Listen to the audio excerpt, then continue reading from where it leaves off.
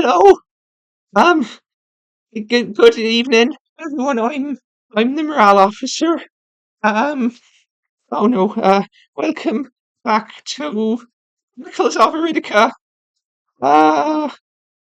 Yeah. Hello. Um. Welcome back to our homebrew D&D campaign, Chronicles of Iridica. I am Rob. I am another middle-aged nerd, and this is episode 4. And the fun thing, because we actually ran for 9 sessions before we decided to start streaming, this is actually session 13. So fitting, it's our Halloween stream. So awesome, awesome. So a happy Halloween adjacent. As you've probably noticed, costumes are a thing. Just a quick disclaimer, we aren't desperately, hopelessly trying to be Critical Role. But the fact of the matter is, most of us at the table are critters, and before we decided to start streaming the game, we decided that we were going to dress up as our characters for the closest game to Halloween, just as a little fun homage to them. And once we decided to start streaming, we didn't want that to put us off doing this, so yeah, we are in costume. Love it. So we'll be going around the table in a second, so I can so everyone can show off their fabulous costumes. But first, an exciting announcement, which I've actually kept secret from everyone else at the table. Ha ha ha ha ha ha. It is my very, very great pleasure to announce that we are now part of Game T's ambassador program. If you haven't heard of them, Game T are a wonderful company who make gorgeous, gorgeous D&D accessories, from dice to leather goods, pins to T-shirts, candles to talismans. They have a whole plethora of really, really cool stuff, and stuff to suit all budgets. For those who have watched our last couple of sessions, the coins of fate at the centre of Sparrow's Great Sundering experience last session is one of their homebrew homemade magic items. The now kind of iconic Thrifty Shades of Fae is actually one of their modules. Not Neifestra though, she's mine. Um, so yeah, if you go to gamet.co.uk/Iridica, or if you use the code Iridica at checkout, you will get a nice, comfortable little 5% off. So go show them some love. To be clear, this is an affiliate link / affiliate code, so we do make a commission on any purchases made. But, we wouldn't have become ambassadors if we didn't fully endorse their products because they are stuff that we're really, really passionate about. So yeah, check them out, show them some love, and awesome, awesome. Now I can actually turn on the Game Tea stuff. Isn't it pretty? Um, yeah. So getting back to the game, I am of course joined by Tanya playing Tedric, the tabaxi rogue. Lee playing Erebus, the tiefling rogue / ranger. Sarah playing Sparrow, the sea elf druid / fighter. And in addition to being the DM, I am also playing as the fairy bard. So yeah, does everyone want to just strike a pose, show off your wonderful, wonderful outfits? Beautiful, beautiful. Um, yeah, so before we hop into the session recap, I'm just going to throw over to Sarah just to update everyone, because I know we have got our legions of fans waiting, chomping at the bit for our YouTube uploads. So where are we with that? Hi, so yeah, some of you know the audio from our first episode was not the best. It was pretty bad, and it was bad enough that we've had to take the first episode, transcribe, and caption it by hand, which, when it's a 3-hour video, that takes quite a long time. But we're happy to say we're about 90% done now, and hopefully within the next 2 weeks or so, we should be uploading our videos to YouTube, including episode 1, which will be fully transcribed and captioned, and along with episodes 2, 3, and 4. So if you check out all our socials, they're listed on the Be Right Back and the closing screen, and keep an eye out for some updates. So, yeah, so if you want a recap of any of the campaigns so far, or an overview of our homeworld brew of Iridica in general, you can join the Chronicles of Iridica Discord, where detailed recaps of each session are available, and the link to that will be popping up sporadically in chat and can be found below. And of course, if you enjoy the shenanigans and you want to keep up, please like, follow, subscribe, delete as appropriate. It all helps the channel and makes us feel all warm and fuzzy inside, which is what you want on a cold, cold October evening. Lol, it's November not. now. Yeah. Oh no. I'm done. Yeah.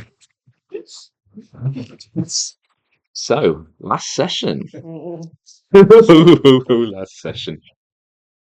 We successfully chased down our errant Lightweaver, Marin Solus, in the Feywild, who did, in fact, turn out to be the real Marin.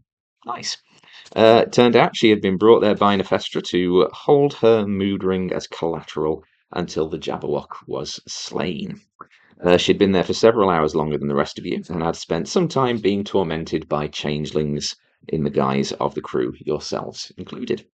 You convinced her to return to the campfire with you and prepared to settle in for a long rest before midnight. Around the campfire, Sparrow made a bargain with Neifestra. What a shock. Her pre-Sundering coin of fate in return for safeguarding Marin while the party fought the Jabberwock.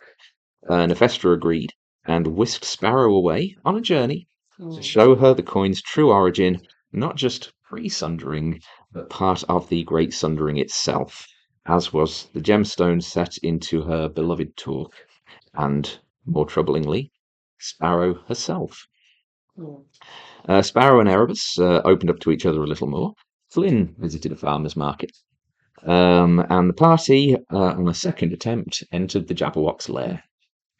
The ensuing battle was hard fought, the Jabberwock's confusing burble sowing havoc amongst the party. While everyone did suffer heavy injuries, the worst was dealt to Erebus, who was slain at Sparrow's hand, under the Jabberwock's influence. Eventually, however, the beast was defeated, with Tedric dealing the killing blow and severing the creature's head. The party recovered the pearl and the satchel from the Jabberwock's stomach, called Neifestra, who staunchly stuck to her promise that she was going to return all of the survivors home. And not wanting to leave Erebus, Flynn made a deal of his own in exchange for the burden of knowledge. Sparrow, Tedric, and Flynn contributed to the resurrection ritual with varying degrees of success. And Erebus was revived, allowing everyone to return safely to the material plane. On returning, everyone rested up, reunited with the hungover crew who had been out drinking with the former captain the night before. Erebus summoned the crew to make the new appointments official, Flynn as morale officer, Tedric as head of security, and Sparrow as first mate.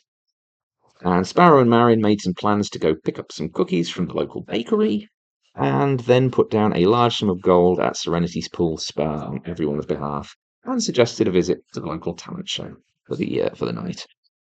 Flynn took some damage from a failed attempt to message his Sky Knight paramour Lyra, who quickly arrived in person alongside one of her colleagues and both of their dragon mounts, who have taken to circling the skies above Coral Harbour. And so, with the relaxing day of shore leave planned, we will start in the crew quarters down below deck, where Tedric is currently sleeping off the previous day's ordeal. So, Tedric, as you are there in a state of semi-relaxation, you've recovered your hit points, you've had your long rest, your wounds are starting to mend themselves, and you just hear a slight nudge, just of a hand gently waking you up. Open one eye. Okay, you open one eye, and inches away from you, the glowing green orbs set against the sort of purplish skin of Neifestra, just leaning over. Tedric, are you awake? I am now. Oh, good. Well, actually, technically, you're still in ballerine form. Oh, okay. Which actually brings us to the reason for her visit. She just kind of ruffles your fur ever so slightly. Says, "You're a noble creature. You know that. It's Can't have you like this. I need you to be able to blend in. So, and she she kind of holds out one palm and starts lifting up her right hand. And it's like, as she's raising the hand, there are just like threads of gold which are almost sort of pulled out of thin air and start intertwining themselves. And this amulet just starts to apparate as she raises her hand until it is just hanging there in front of you. Uh, she dangles it in front of you for a moment, and you see as it rotates slowly, there is a face of Balverine on one side of the coin, and the face of a tabaxi on the other. Okay. He says, think, I think maybe this might suit you just fine. And she just puts it over you. Okay, toodaloo. And she's gone. And she has given you, not that, I took the wrong item card out of my folder. I mean, I could give you that, but that one costs money. There we go. You have a new amulet, Neifestra's Blessing. It has 2 charges. It recovers 1d2 charges every day. And as an action, you can use 1 charge to revert from tabaxi form revert from Balverine form into tabaxi form. Okay. So you've now got a way of getting yourself back. Oh, cool.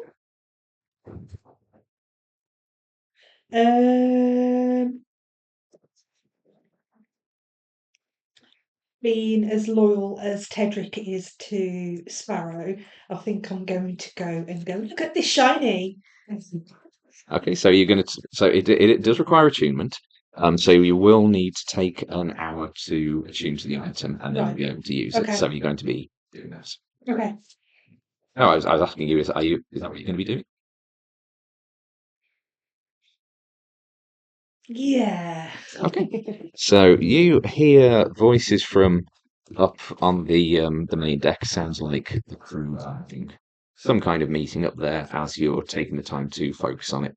And then as your hour comes to a close, you are able to use a charge of it and return to Taxi for being tabaxi. Nice. Thank you. I think I'm gonna do a great big stretch and then just get up on my feet and then just head out for where I was sleeping. Okay, yeah, you head up to the deck. The crew's sort of milling around loosely. At the point that Tedric comes up, it would be probably about 30 minutes or so after where we left off last session. So what would have been going on during that 30 minutes? So just as a quick recap, obviously promotions have just been finalized. Orion, Lyra's companion, has just accosted a halfling and gone off for a tour of Cold Harbour. Do that. Flynn is just sort of there leaning on Lyra, still a little bit bloody around the nose from his failed sending. Yeah, what are we doing?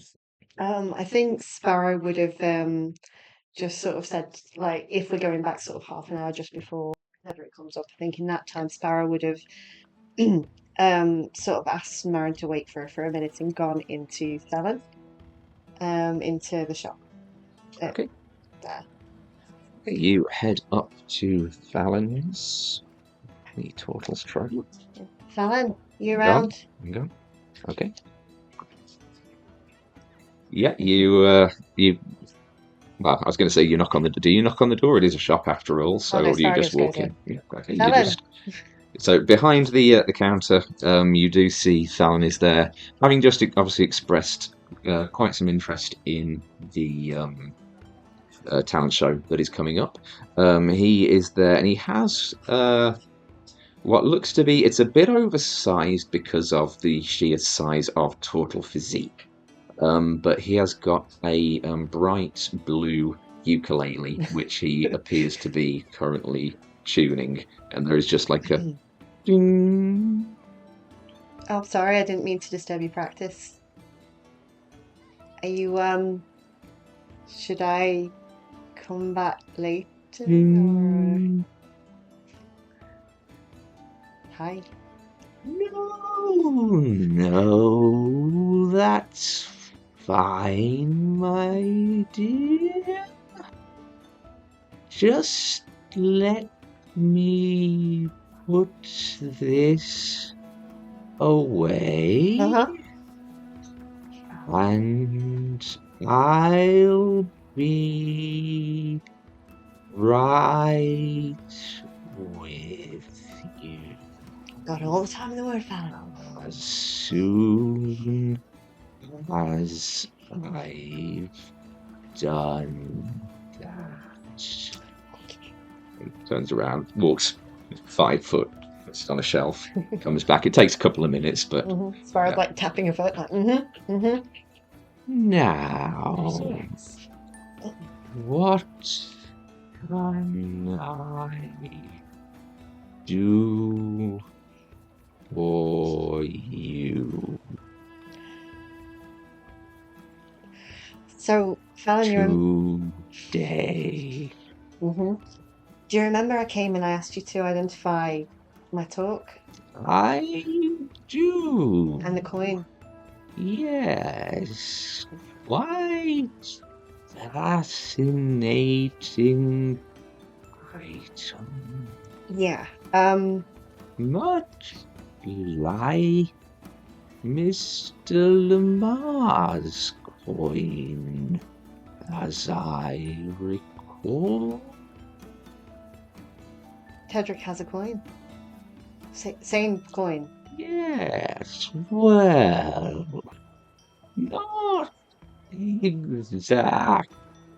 And he spends the next few minutes just explaining it's not the exact same coin that you had, but it was an item that was similar in origin. Oh, that's concerning. Oh, okay. That's okay. The reason I'll deal with that. I need to go. Fallon. The reaction between the talk and the coin. Do you remember? It resonated. I do. Can you replicate that? Is your coin? That's beside the point, Fallon. Where do you think you can replicate the resonation? Like, can you give me an item that would do the same reaction closer to similar coins? And he goes on to, just for the sake of brevity, he does explain that he can, but because of the very unique nature of these items, he would have preferred to have had your coin in order to be able to almost use that as the sort of like benchmark's not quite the right word, but Yeah. Almost as sort of like the true north for the enchantments.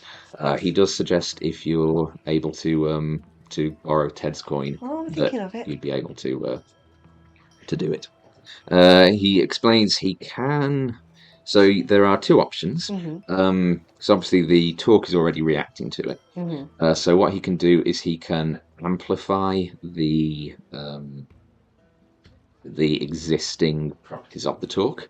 It would cease to become a talk of protection, but it would have a better ability of locating and picking up the coins. Or he could replicate the properties onto either a well-made ring or a well-made amulet, preferably a ring. However, because it would be a replication of the amulet's properties, it wouldn't be as powerful as basically rewriting the enchantment on the amulet. So you can either lose the talk of protection and have a massive boost to what it does, or you can have a separate ring, but it won't be quite as good. Can I think on it, Valen? Of course. All right. When did Tedric get? When How did she get the coin? Like, how, when? How long did they have this? It was back in.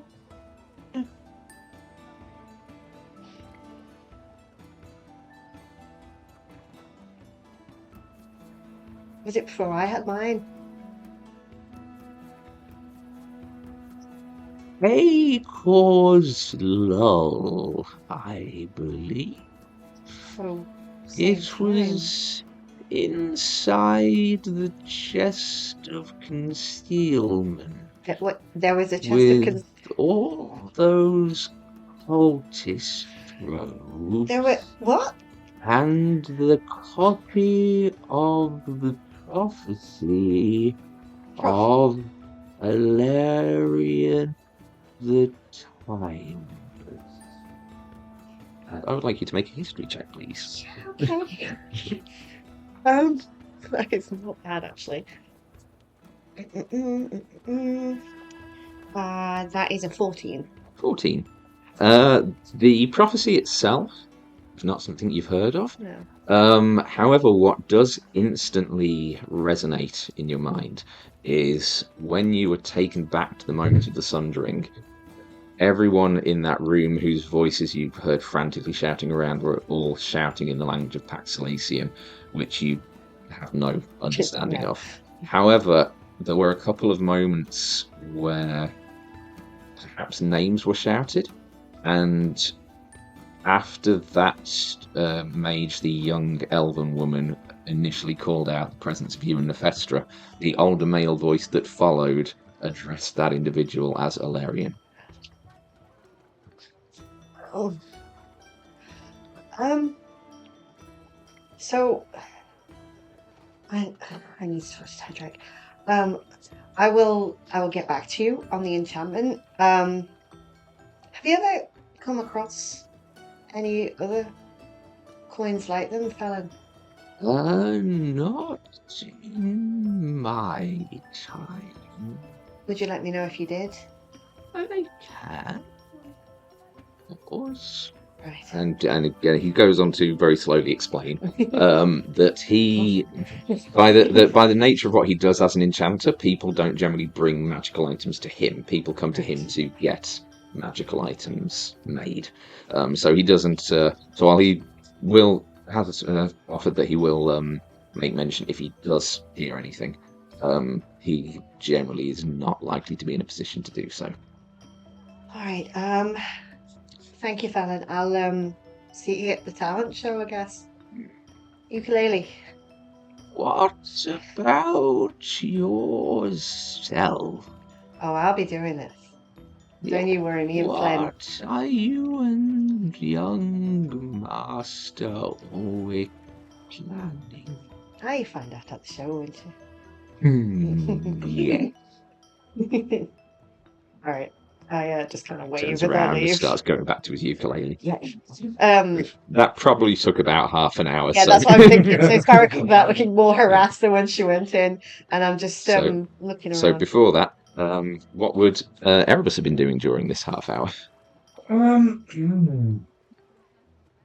If Azanis is busy, he'll probably ask her or speak to her about the lycanthropy of Tedric, saying, reassuring her and stuff, but if she wants to, I can send Tedric at some point at her convenience and Tedric's convenience to just make sure everything's okay. Yeah, I mean, she's available at the moment. Everyone's just basically having coffee right now and working off their past their hangovers. She'll say, yeah, well, obviously, Mr. Lamar has been travelling with us for a little while now, and there have been no incidences of, further contagion. I know it's a bit of a delicate thing to ask, but if we could just get a slight blood sample, then perhaps we could work from that. I'm sure Mr. Lamar would cooperate. Wonderful. If you'll excuse me, I think I have to go vomit. Fair enough. Captain? She just starts hurriedly walking back to the infirmary. Who was the two crew members that were that did not vote for the promotions? Was one was Rhodesia, was it? Rohija and Felon, the cook. Okay, I'll maybe just go to them and just ask what their concerns were regarding the promotions. Who'd you go to first? I'll go to Rhodesia first. Okay, yep, she is up by the ship's wheel, still clutching her head, cup of coffee in one hand. Why are those dragons so fucking loud, Captain? Why are there fucking dragons on the ship right now? I think that's Mr. Ulrich's business to do with him. Right, are they coming back? Probably. Ah, perfect. No, that's great. You know, fucking dragons all over the ship. That's what we want here. Can I help you with something? Yeah, So- I just wanted to hear your with the voting and that. You did not vote for the promotion. I was just curious why. I just want to take your concerns on board. I mean, I voted for Sparrow. I just didn't vote for Tedric. I mean, you know, I've known Tedric for all of 2 weeks. You know, it took a few months before I warmed up to you guys. Thought you were a bunch of fucking clowns. That's fair. Yeah, I was just wondering what your concerns were, really. Just the fact that Mr. Lamar is new and you don't really know them, I'm guessing. Yeah, I don't have enough reason to trust them yet. Not with everyone's lives. I understand that.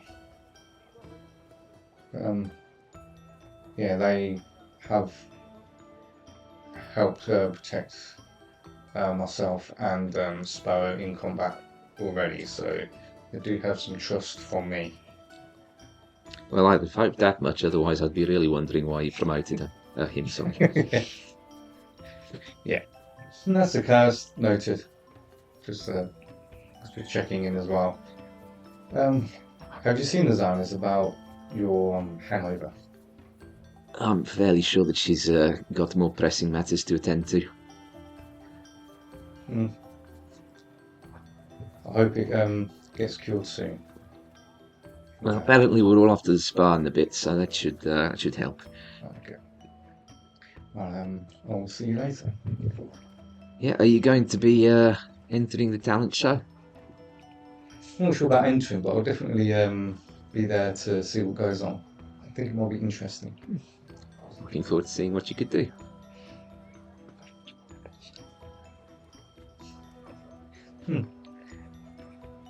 Just goes back to a coffee.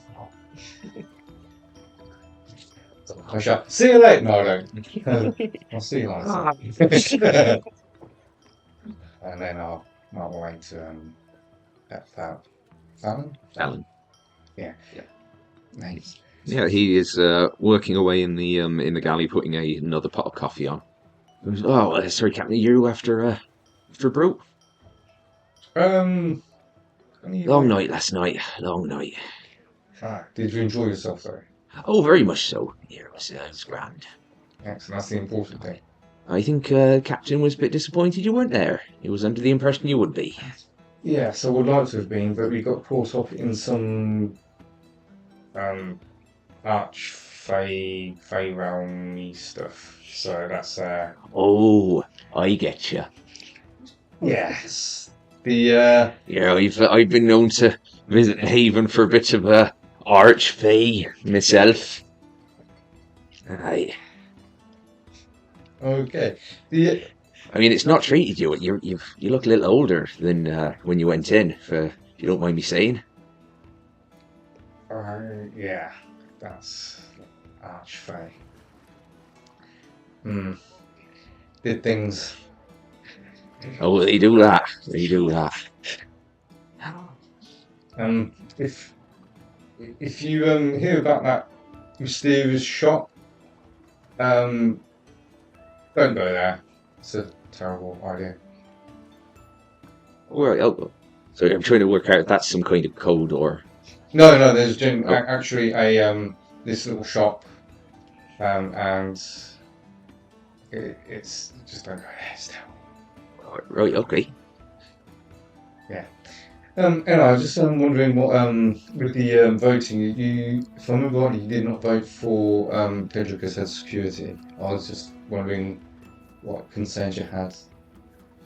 Oh, well, I mean, I just don't really... We're a small ship. We didn't really think we needed one, that's all.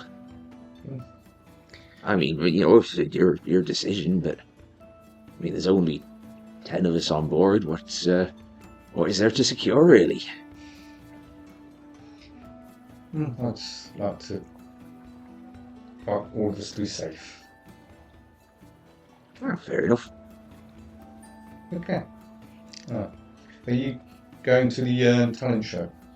Well, I'm sure I'd probably watch. I'm entirely sure Zinni's probably gonna dazzle us all if she's feeling a bit better by then. So. Okay. Thank you very much. I'll leave you to it. Oh yeah. Go off. Okay. And about this point, everyone does reconverge on the deck. But I would say, just before you do go up on deck, Tedric, as you finish your attunement and you retake your tabaxi form again, you notice on your chest, where there was previously the ginger fur with maybe a slight mottling of white, there is now a very distinct white starburst markings on your chest in the fur.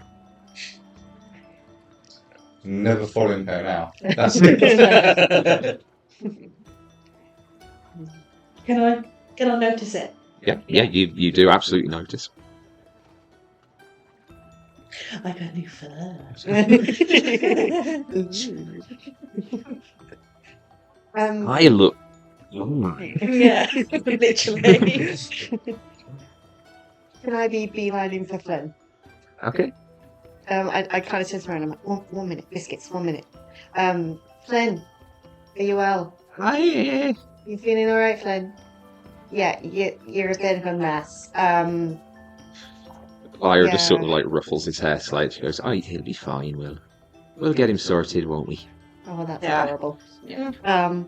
Flynn, I'm guessing no more send-ins for the time being. I can do one. Not now. It's fine. No, Lyra says she should be, as long as he doesn't try and send another one to me, he should be fine. You're not going to send another one to me, are you? Are you going to go very far? I'm going to stay here, it's fine. Oh, it's alright then. Can I borrow him then, Lyra, if you don't mind, just for a moment? I just try and bring him back in one piece. Oh, I can't promise a lot of that. So, just to the front of the ship then, just Right. private if you can. Do you need a hand? Yes, please. All right. I just kind of I shove him on my shoulder, and I'm like, okay. Oh, okay. I wasn't expecting that. Okay. Well, it's He casts enlarge reduce on himself and just shrinks down to make him a bit of an easier size to carry. He's now like about 1'3". So I settle us at the front of the ship. I'm like, do you think you can send a message to Leon? Did you want to ask him about like women and women thing, or I thought I was going to ask my mum No, about that. Do you know what, Flynn? But I can ask Leon instead. No, Flynn. If you like, right? Flynn, Hang on. Flynn, no, Flynn. That's Lyra. She just said not to. No, I mean you asked Lyra in person about the women. Okay. She'll happily tell walking you. back Not yet, Flynn. Oh, you're so right. confused, honey. Yeah. I am going to ask you. You're maddeningly unspecific. I'm trying to learn patience, Flynn. I've just been into Talon. Patience is very thin right now. Okay. What did Talon do? Do you need me to beat him up for you? That's sweet, Flynn. I just need you to send a message to Leon. Right. And what I'm going to do, Flynn, is I'm going to tell you word for word what you're going to say. Oh. Okay? Okay. So when we're ready, you're going to cast the spell and you're going to repeat every word that comes out of my mouth. Okay. No questions, no pauses until we're done until the spell is done, and then we can talk about it afterwards. But you're just gonna repeat every word, okay? Do you want to practice? Okay, no, I can do this. All right, are you ready? Yeah, let's go. Let's go. This is so important. Game Friend. time. Look at me, straight in the eye. All right, ready? Okay, cast Wait, spell. wait. No. Inspiration. Okay, All right. So let me know when you're ready to go. ready. It's Flynn. It's Flynn. Message from Sparrow. Message from Sparrow. She needs to talk face to face. She needs to talk face to face. Urgently. Urgently. Endeavour leaves Coral Harbour. Endeavour leaves Coral Harbour. In 2 days. In 2 days. Heading for Frostholm. Heading for Frostholm. Meet there. Meet there. Oh my god, you did it, Flynn! I did. Oh. Oh, I need to go and lie down. Alright, let me know if he says anything back. Okay.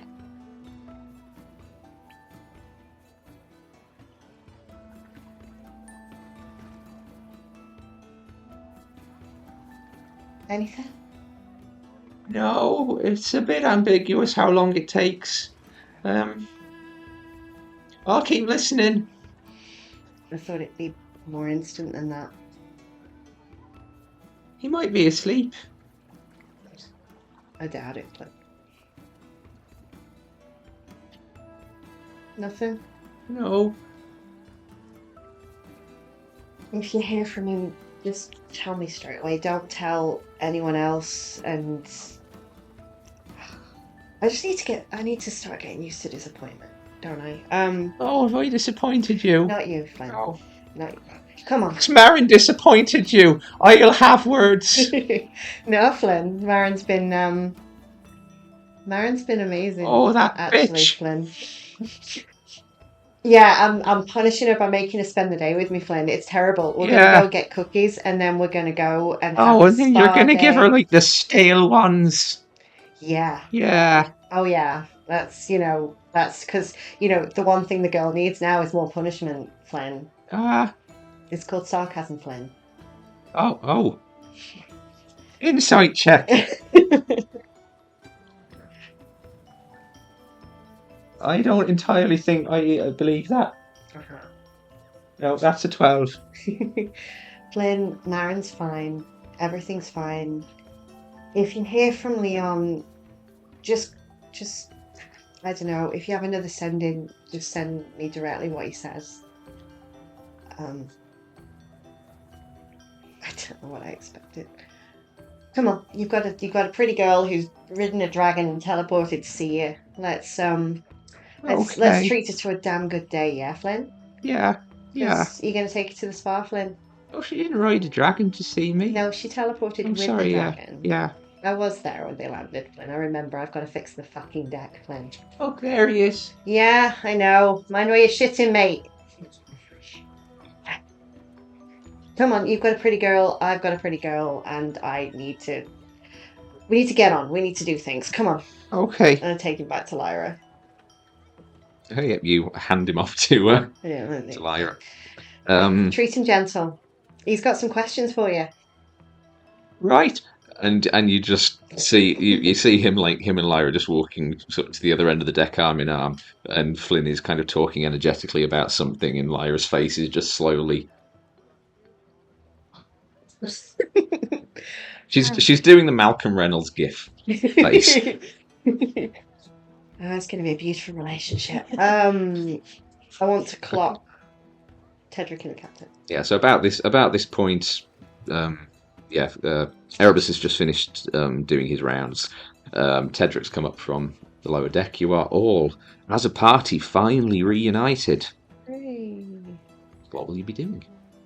Do I notice? Well, the question would be, because it's never really been established, how does Tedric actually dress? They've just been naked this whole time. Well, it's like just come out of Alvarine form so he would be immediately dressed in what I'm dressed in. So, a tunic, trousers, what I'm wearing, basically. Okay, so I would say make a perception check with disadvantage then. So you would see like a that was a pub natural Yeah. 20. Yeah, I just that's- wasted natural 20. Natural 20 was that, sorry? Yeah, but it's disadvantage, Yes. isn't it? So perception is pretty high.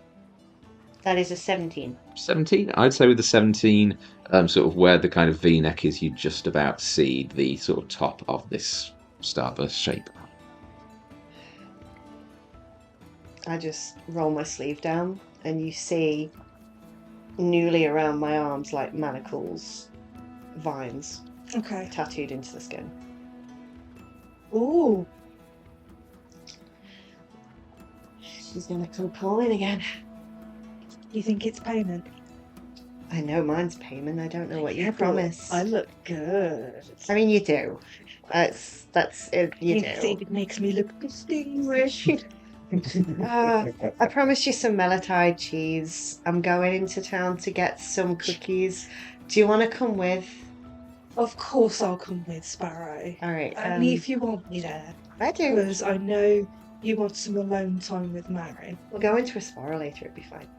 Okay. Okay. It sucks that I can't hear your thoughts no more. Sucks that I can't hear yours. Do wonder what you think sometimes. Mainly about cheese. No, I believe that. Can I do an Mainly insight about food. check? Yep. That's a 3. Yeah, totally, just cheese. I do want a meeting with you and the captain later.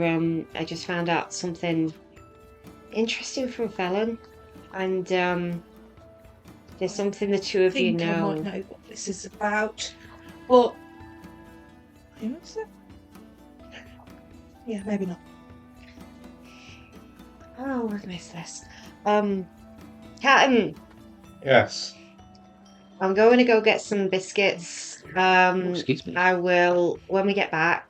I don't know if you want to come with or not. You might want Captain things to do, but she'll be back pretty soon, and I'd like a meeting in private Mhm. with you and Ted, if that's all right. Yes. All right, Yeah, just let me know when you're in. all right. I might go out and do cookies and stuff anyway. Tedric.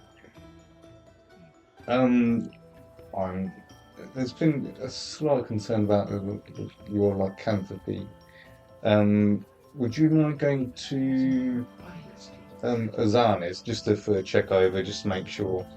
I don't think it's contagious or anything, but it's just to get everyone's mind at ease. And she will ask for a blood sample, but I'm it's just, afraid of needles, Captain. You might need to hold my paw for that. Needle, I've got a sword. Quick switch, it'll be fine. It's very sharp. Are you going to fix me afterwards? Oh, it's right. I've sewed you. Sewed. Yeah, I kind of So- look down at the scar and I'm just like, you know what you did? I'll let Azanis do that. I'm gonna go over to Marin. Oh, come on, fine, but if I faint, you're picking me up. fine. And I guess we'll at your leisure we'll go to Zarnes. Okay. But if you're joining Sparrow out and about, then you How can long do will it it after. take? I can't imagine it would take more than like 5-10 minutes. I'll go with Sparrow first then. Okay. Okay, come on then, Ted. Yay! There's Um, Flynn coming. I think And his girlfriend, who's ever so shiny. I don't know, Flynn, Lyra, you're gonna come get some biscuits. They're famous. I'm bringing them back for the ship, but you're welcome to come shopping.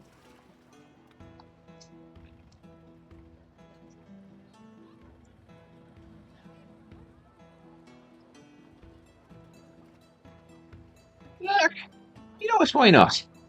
I'll come with you. Flynn? Yeah, we're coming. Oh, that was Lyra's voice. I thought, Yeah. thought for a minute Flynn was possessed. I've come back from the Faerie. Things are weird. Just to sort of put an image to it as well. Obviously for Tedric, who has not seen Lyra back when you guys first met the Sky Knights back in Skyhaven. So Lyra, a little under 3 foot tall, kind of quite rosy skin, sort of button nose. She's got green hair in sort of two tied up in twin buns. She's got very big, sort of classically styled fairy wings, which are in sort of sunrise hues, going from like a deep red up to sort of a bright yellow. For you guys who have only up to this point seen her in her plate mail that she wears as part of her duties, she is now very much dressed down, a sort of dark blue, um, simple, but still kind of elegant tunic, and she is very much in her off-duty garb. You sure your friend won't mind? Mind you, he's gone off with whoever he enslaved off the street, I guess, but you know. Make a perception or insight check. They're both the same, so 17. 17. Okay. She kind of looks to Flynn for a moment to just sort of holds his hand, and then they start walking your way. And she just goes, I think he's just past the theatre. He's fine then. Marin, are you still? We've got a bit of a group now, I'm afraid, but still up for some biscuits. Right. Yeah, that's fine. There's a lot of people. But that's okay. That's all right. We're going to need a lot. Do we need to get biscuits for the dragons as well? How many biscuits do they eat? Do they even eat biscuits? Can I look up and see where the We need dragons to give are? them something else. Make a perception check. Oh, 19, 24. 24. Looking around, it doesn't take you long. There are kind of a few normal like coastal birds, like seagulls and terns and whatnot around, and there are quite a number of juvenile or wormling lunar dragons that are sort of like flitting from one ship's mast to another and whatnot. But it doesn't take you long to see the shape, the form of a much larger dragon just coasting by overhead. Oi. And then you see two others that are flying in tandem. Are they yours, Lyra? She stops and she looks up.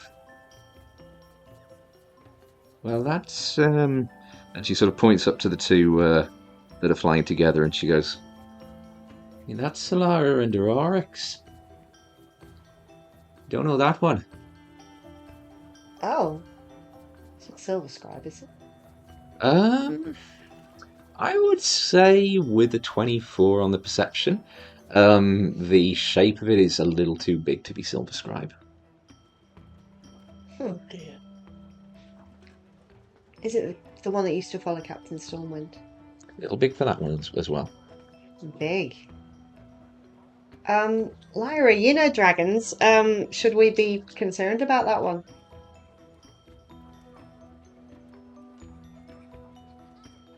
I don't know. Keep an eye. Alright, I trust you. That's interesting. Can I see whereabouts they're sort of, if they're circling, whereabouts they're circling? Make All the rolls. It's probably perception. I was trying to think if there's something more interesting than perception that we could go No, with. that's an 11. 11. Difficult to tell. You would get, at the very least, do you have the Coral Harbour map there? It was behind me. Oh, hold on. Oh, grabbing hands. Is that one? Picking my grabby hands. Oh, you're going to cross it. So from where you are,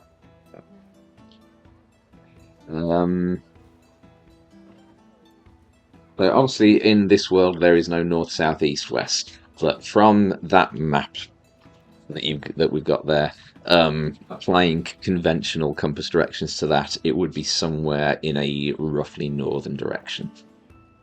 Near the temple. With that perception roll, that's all that you're getting. All right then, Lyra. I trust you to know what you're doing with that. We got biscuits to buy. Do you dragons want biscuits? They're world famous, apparently.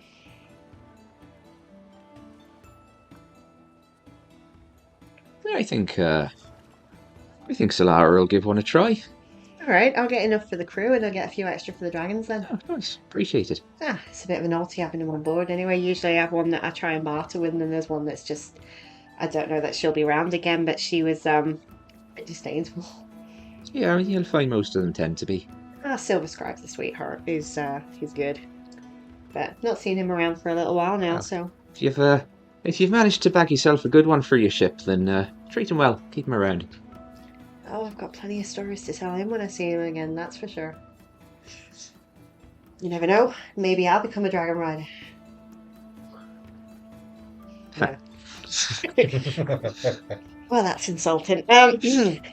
Come on, Marin. If you're up for it, we'll go get those biscuits then. Right. Oh wait, no, that's Flynn. That's Flynn. Oh God, it's confusing. I've been working on my impressions of the crew for the talent show. I mean, that's impressive. I mean, I can also do. There are fucking dragons on the deck. I do not like the fucking dragons. Oh, you nailed That's- Rohesia. That's Don't do that in front of Rohesia. Otherwise, I'm not Okay. sure I can protect you against that. All right. So I guess just start leading everyone off the deck and head down into Okay. the town proper. Yeah, you start making your way down. It's only so as you're kind of winding your way down the spiraling wooden walkways of the sky dock that you're currently docked at. You do notice when you leave the ship,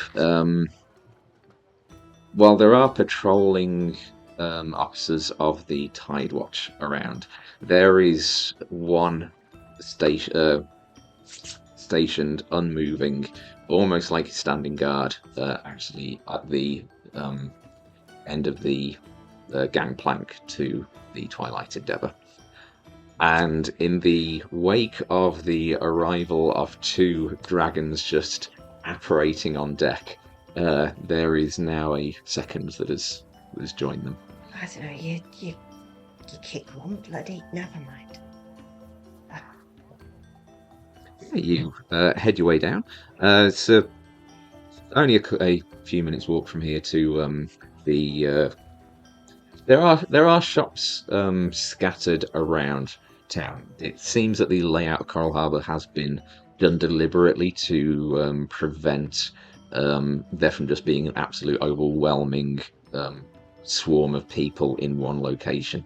So they've dotted a lot of stores and a lot of services around to basically force visiting Skyfaring crews to sort of disperse around town. But there is still, despite best intentions, there is still a quite strong, more concentrated presence of stores around the docks, purely because of the fact that obviously that's where the best trade is going to be. It's like, why walk 20 minutes across town for something that you can get 3 minutes away? So it doesn't take you long to get to the sort of the kind of hub where you come across the first thing that would hit you actually is the smell, especially you, Tedric, with your more sensitive nose. And you are drawn towards a fairly small, probably no more than 15, maybe push 20 feet across, brick-built structure. Kind of stands out a little bit as around the other surrounding stores, which a lot of the stores in Coral Harbour are built out of wood. A lot of them even from reclaimed shipwood and driftwood pieces. But this is a very sturdy brick building with thatched roof. There is a tantalising waft of baked goods emerging from the chimney, and there is a sign hanging outside that reads "The Ship's Biscuit." There are sort of heading in and out, sort of a slow and steady procession of people. Some going in, some coming out with loaves of bread, bags of some kind of sweet-smelling goods. See a woman and a little girl kind of exit. The woman's holding the little girl's hand, and she's got something covered in sticky cinnamon in one hand, which she is making an absolute mess of all over her face. Good girl. And yep, you are absolutely in the right place. Right, we're after wave crest cookies. Apparently they were in the newspaper we got the first day we got here, and apparently they're good. Maybe that's what we can smell. Everything smells good here. Fresh baked. I'd never thought. Oh. I don't know, 24 hours in the Fae realm, or It smells no better than time. Sky cheese. Do you think? Maybe they've got some. I'll have a look at their cheese goods. Oh, I like cheesecake. I mean, they could have Cheese some. I like muffin. cheesy twists. Oh, we started Oh. something now. Do you have a I'm preference, drooling. Marin? I like sweet things. I'll go for some of the Wavecrest cookies. I'm thinking we get a box for the crew as well. Like we get a job lot and maybe get them delivered up to the ship, and Oh, that's it. Do they do deliveries? I can ask. Should we go in? Okay. All right, go in. Okay. Yeah, is everyone going in just like this one massive group? If Tedric's going like beelining, I'm just going to step back and let I'm not going to get in the way of that. No. I won't step in. It's. I know I'm in tabaxi form, but I'll prefer to stay outside and keep a watch on things while you lot go in, especially. Appreciate that, actually. That's thanks, Ted. No, I'll ask you later. It's fine. Appreciate it. I'll go in. I'll see if they got some mellotide for you. Thank you. If you know, it might be mellotide cheesecake. It might be, who knows, but we'll. Anything with cheese is good. I'm not I arguing can with second that. you. All right. Why does cheese make everything better? You just out here throwing out ponderings of the universe there, Flynn. Ask your book. Not right now, Flynn. Oh, right. Do you know what, Flynn? Flynn, etiquette when you've got a girl with you. What? You don't go off and read books. What book is this? It's a. Lyra, we've had a. You're gonna. Oh, that's interesting. So in about a week, you're probably gonna get like a message from Flint saying that he's trapped in the Fae realm, and you told him you hadn't heard from him in a week, but since you're here, I'm guessing that's not even a thing anymore. We got kidnapped by a Fae, an archfey, and whisked off to shut up. And yeah, I like you and I respect you, but if you laugh about that, I may just throw you into the fucking sea. Serious business. You don't. That's interesting. Not that I think all fairies know each other or anything like this. But Right. Go on, Flint's continue last- carefully. I mean, we can hash it out if you want. I'm all for it, but that'd be confusing for Flynn. Maureen's right there. What the fuck am I doing? Do you know anything about Flynn's last name being Orwick? Seemed to be a thing in the Fae realm. You know what? Let's make it a roll. Mm-hmm. Let's see just what. Okay.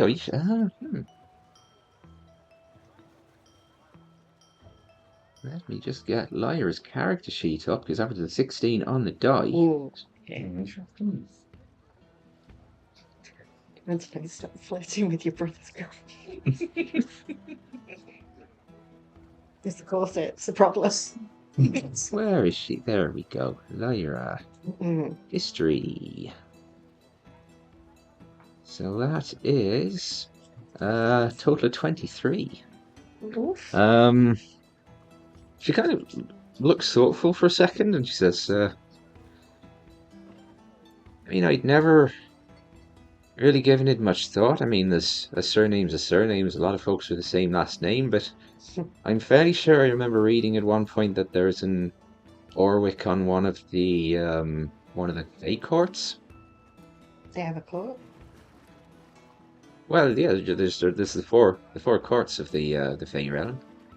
I It's think the not where spring, we summer, were. autumn, winter. I don't know which one the Orwick is supposed to be on.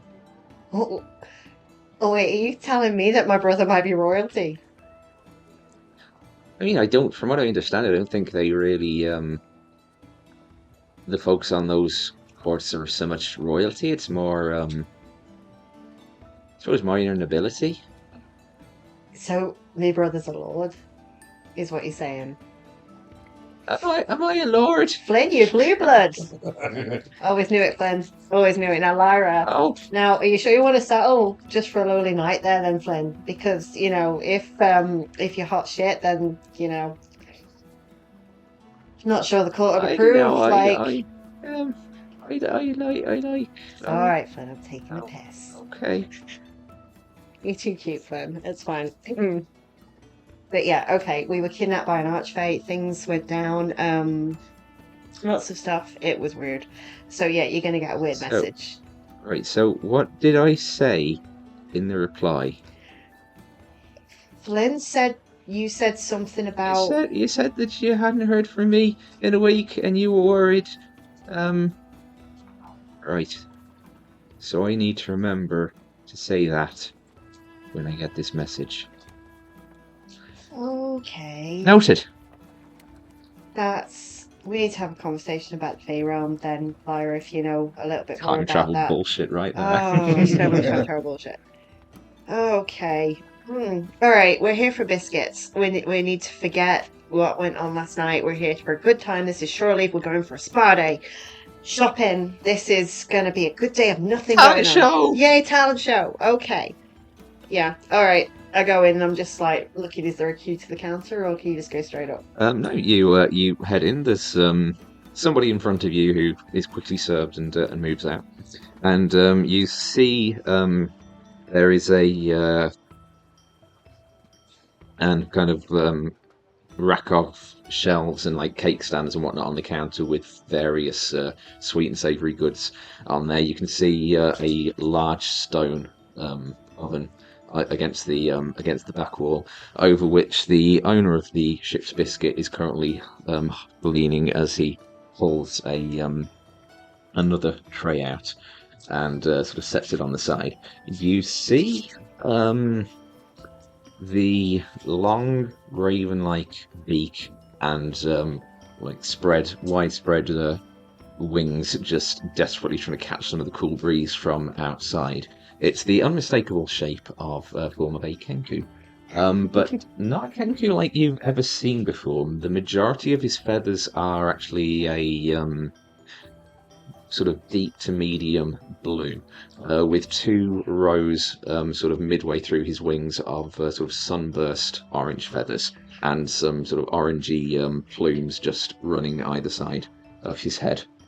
And he, as he sets the tray down, he turns to you and just in a fairly brusque female voice just goes, "Welcome to Ship's Biscuit. What do you want? Oh, hi. What do you want?" Oh, wave crest cookies. I need enough for In a deep booming now male voice, he goes, "Wave Crest cookies." Great. Yeah, I need enough for How many? Wave Crest cookies. 60. Coming up. How much that likely to be? Let me just check my prices. Let me just check my money. So what my money says.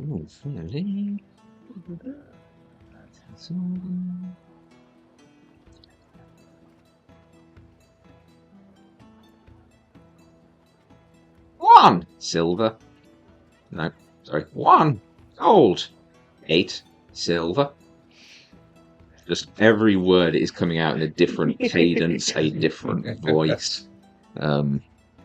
Okay. Yeah, no problem. Wave Crest cookies. 1 gold and 8 silver. I can do that, no problem whatsoever. It's not going up my inventory. Can I peek into the window and fall in love with this raven? You can. Have you got any melotide cheese as well, or I'm pretty sure we're a barrel short of that if we can get that delivered to a ship. Or if you might be able to point me in the direction of where we can get. You do? Okay, that's Yes. Can we get And then in this very abrupt, what sounds like a confused woman's voice, you just hear, "Portside pastries?" no, melotide cheese. Yes. Mellow Tide cheese in Portside pastries. And pastry. I mean that'll be Portside pastries. Yeah, okay. We'll have it in a pastry if you need to do that. Can I get a box full? Like I don't know, this big sort of box full? One box of Portside pastries. If they've got melotide cheese in, then yeah. Mellow Tide cheese. Yes. Okay. It's like talking to Tedric. My God. That's why I'm in love. How many of you are in there? At least 7. I'll give you inspiration for that. I'm just kind of looking at Maren like. Can we get that? Can we get it delivered to a ship, or is that something we're gonna have to take away ourselves? Something you're going to have to take away ourselves. Fair enough. Don't take. Oh, that's annoying. Okay. How much for that? I mean, you asked for a box, didn't you? I did. So I'll say there's 10 in a box. So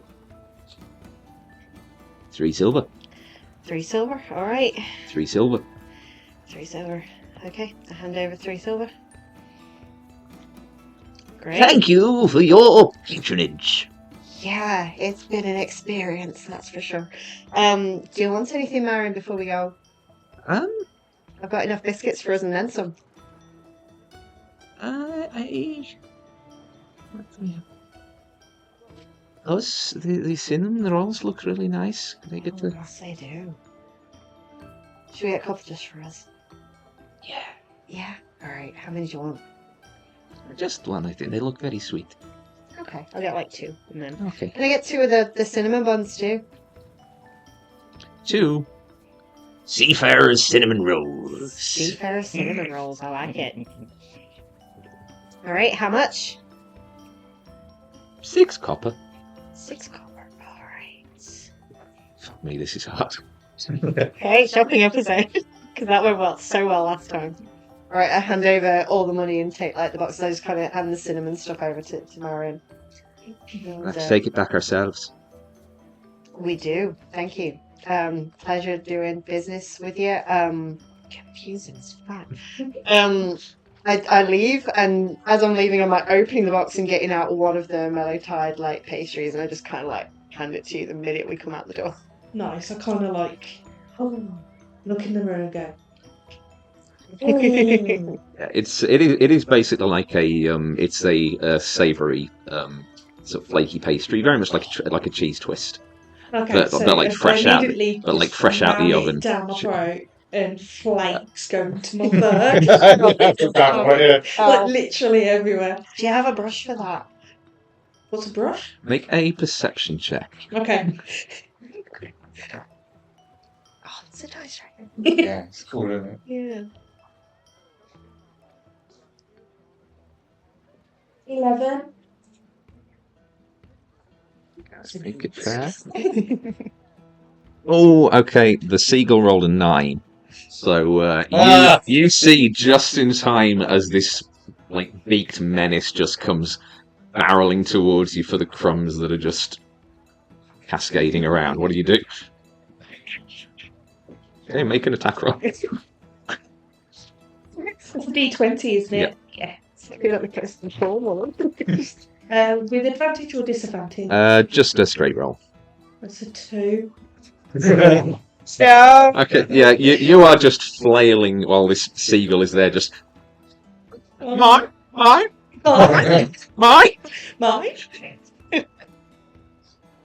Pandemic all over again. Help! Oh, for fuck's sake. I just break up a bit of my cinnamon bun and just like, just fuck off. Make an animal handling check. Oh, Oh, no.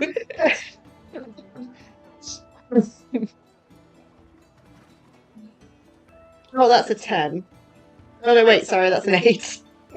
Okay. Yeah, another seagull just comes in and Oh, goes no. for it. Oh, for fuck's sake. Does anyone know birds? I do, but I don't want to talk to seagulls. Wait, what's... Flynn! What? Play music, right? Sleep seagulls. I was just seeing what Lyra's got in her arsenal. I think she might just try and punch one, actually. For her.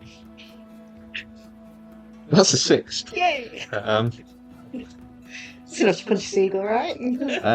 plus 7, which is a 13. So I think, yeah, she does manage to just pluck this seagull just Nice. on the side of its head, and it just drops unconscious.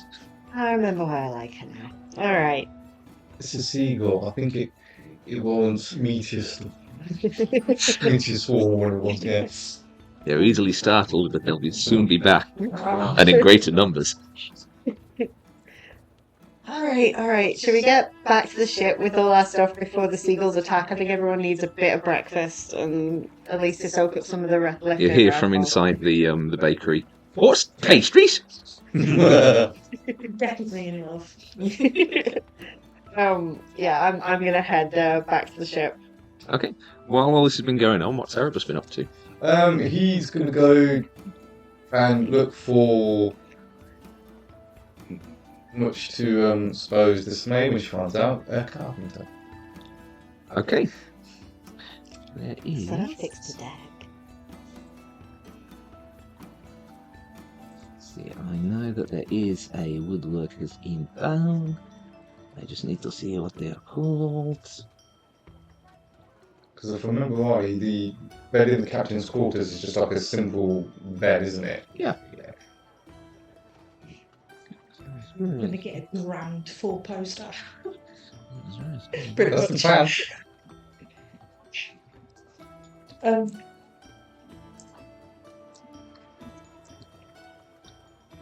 Yes. Okay, you do find. I will pass. I will have one a bit later, but no, I can't get sticky Keep fingers because I these can't quiet. touch anything, and I can't get up from the table to wash. So You're doing amazing, thank you. Straight off a unicorn. These are the pastries from the shop. Mm-hmm. Should have gone with unicorns.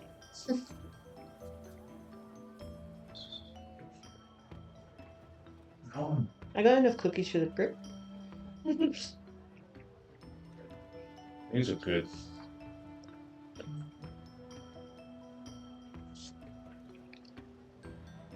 Yeah, thanks, Sam.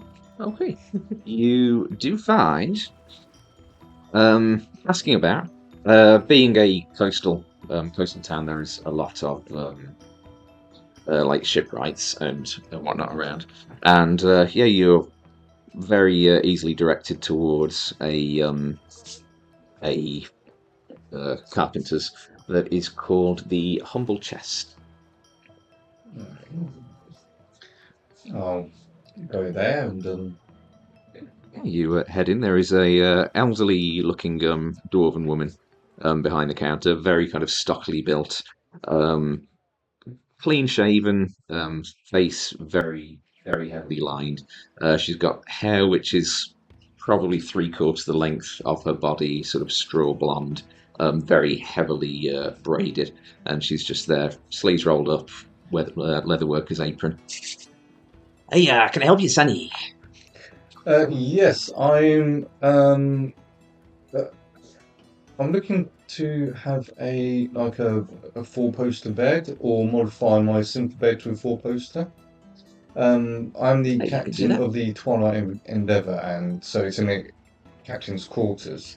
I Great, don't know great. if that means you have to take, if you have to be built inside the cabin, because I guess you wouldn't be able to fit it through the door. So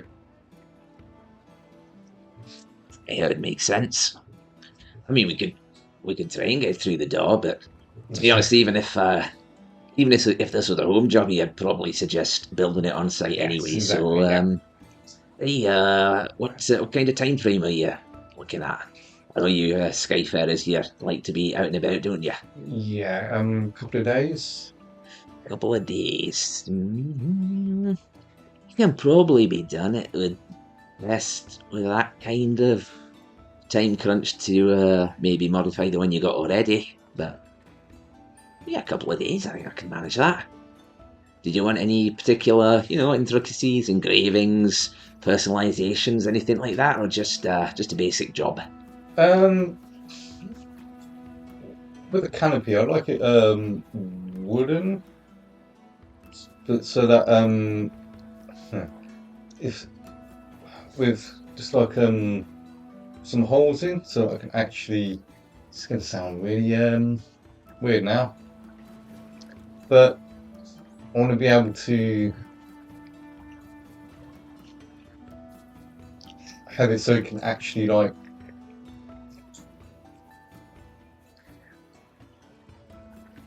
have like a button or lever or something, so the top can open. Sorry, you're gonna have to run that one by me again. With the canopy, I want it to be able to be hinged so the top can open. So I want to be able to be sleep on top, but if anybody comes in tries to attack, I want to be able to see through the things, see who it is, so I can actually counter attack. If that makes sense. You're a strange individual, you know that. Look, I'm not going to shame. Paranoia. I'm not going to shame anyone for their kinks, alright? But if this is what you want, this is what the customer gets. So I can manage that. Might have to make it 3 days. Could possibly push it to 2, but it would cost a wee bit more because I'm going to have to put in a couple of late nights. You wouldn't be able to sleep in there while I'm doing that, obviously. Okay. How much were you talking? For 2 nights or 3? 2. 2. Custom materials.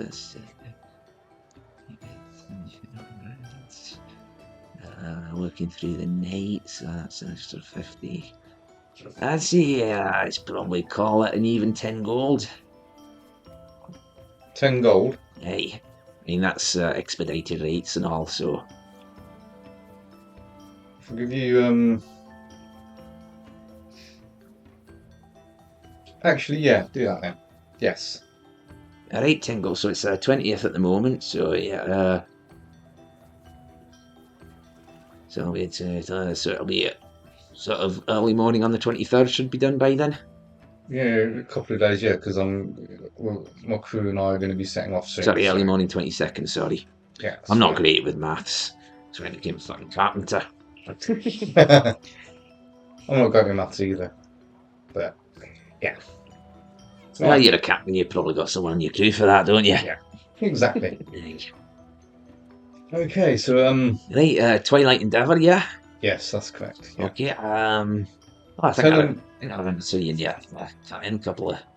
It was yesterday morning, wasn't it? I got that funny turtle chap on board, don't you? Yes, yeah. Right, yeah, I'll just get everything in order here. Probably put my apprentice to work, make him earn his fucking keep. Sorry. Yeah, I'll be there in about an hour. Okay. I'll hand over the 10 gold. Magic. So, yes, thank you very much. And I'll leave. And two other bits I'd like to do. I'd like to, if I can, find somewhere so I can buy a couple of little like idols or something of the god Crepuscular. Okay. Make a investigation check. Okay. So one of Mortis. Investigation. Yeah. Right. Ooh, it's a 9. 9. Looking around, you don't see any shops that seem to be selling Right. it's like religious paraphernalia. Right, and there's no like temples. Not that you found with 9. You can ask around. Yeah, I'd probably go back to the ship first. Let them know that I'm going to be having counters come in for the bed, and then I'll go back out and see if I can find Okay. these 2 idols. Yeah, of And course. if there's a weapon shop somewhere, buy a short bow and some quiver and arrows if possible. Yeah, okay. So I would say that when you get back to the ship initially is probably about the time that everyone else is coming back from the trip to the bakery. So Erebus would be sort of passing through on board at the time you return. Do you want to flag him down for anything? Do you want to partake in the baked goods, or are you just heading straight back out? Oh, if there's any of the baked goods or whatever going, he would have one. Captain, I've got the breakfast for the crew, and can we have that before any of us head off again? Yeah, okay. Oh, I'll bring some in. Thank you. So I'd like leave Marin with like the crate to give to Felon to pass out. I'd be like, we're going to be all going to the spa a little bit later, so we'll come let you know. I just need to have a chat. Okay, so head to your quarters. Can I do a check to make sure there's no lunar dragons hanging around? You can't. Do you does bring Flynn in, or is it just the 3 of you? Flynn, do you want to come in for a meeting, or do you want to hang out with Lyra a little bit more? As you go over to ask him that, you just see him and Lyra sat next to each other, just both nibbling on their Wave Crest cookies, like legs hanging over the edge of the ship. And you just hear as you see as Lyra just kind of gives him a nudge, and he looks over, and she just leans over to him, and she goes, "Wave Crest cookies?" And he just smiles and looks back to her. He goes, "Same." So cute. Oh my god. Flynn, we're going to have a meeting, but I think you're you can stay. It's all right. I'll let you know later what's okay. going on. Right. No, anything? We're going out. Oh, You no. do. All right. You do what you want to do today. Okay. Flynn. Well, if you both decide you want to go to the spa, I'm going to put some money behind the counter in about an hour or so. That's where we were going. So. Oh, I'll give you some. I'll give you some extra gold then. Yeah, sure. I've got gold. It's okay. You're okay. Yeah. All right. Treat yourselves. We'll see you a bit later. All right. All right. I'll see you later on. That's adorable. That is adorable. All right. So yeah, I'd like to just do a perception check just to make sure there's no one in Felon's shop. We don't know who they are or anything like that. Just see if anyone's around that I don't recognize. Okay, so you're heading into Thalen's shop. Oh, yeah. I'm just gonna put my head in the door. Okay.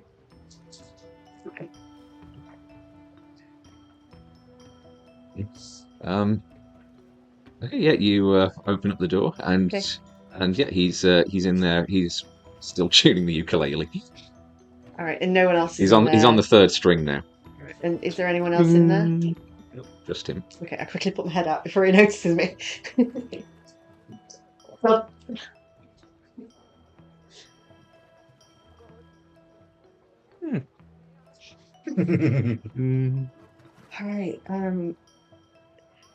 all right.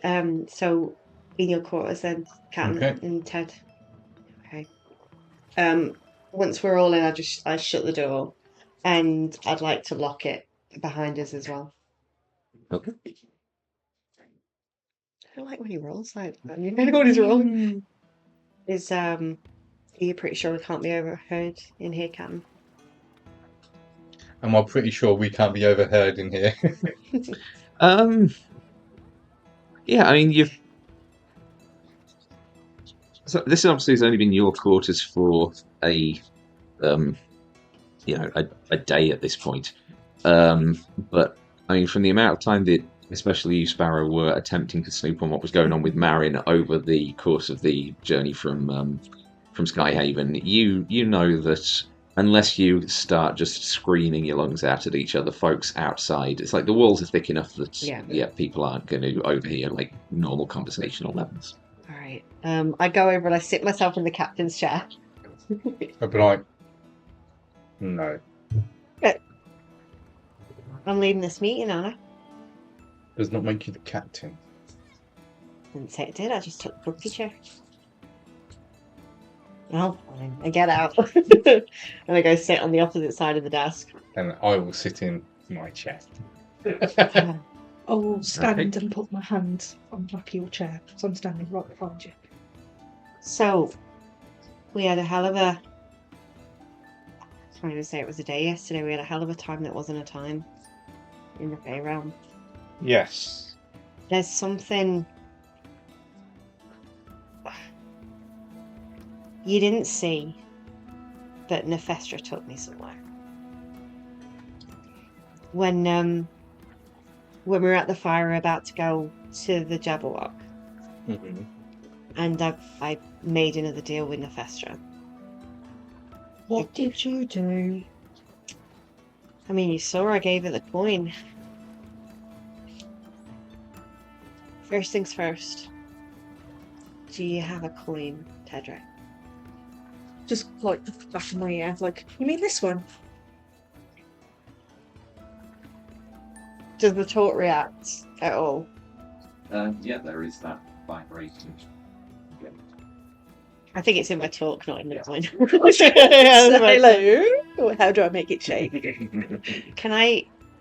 I'll give it you back, but can I have a look? Shiny. Aye, it is.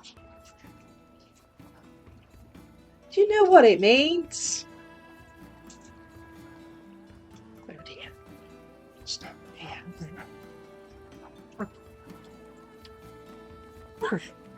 Oh. He's speeding us up for Sorry, something. folks, it's Halloween. It's Yeah. it's a Viva Halloween sweets. Do you know what this does? Does it give you anything special? You got the cup. Yes. So I'm just going to read the entire card out for you. Okay. So it's a siren and safe passage. Yeah, I can see. Whilst aboard a ship at sea, you may flip this coin. If the coin lands on the symbol of the ship, you shall have a safe journey.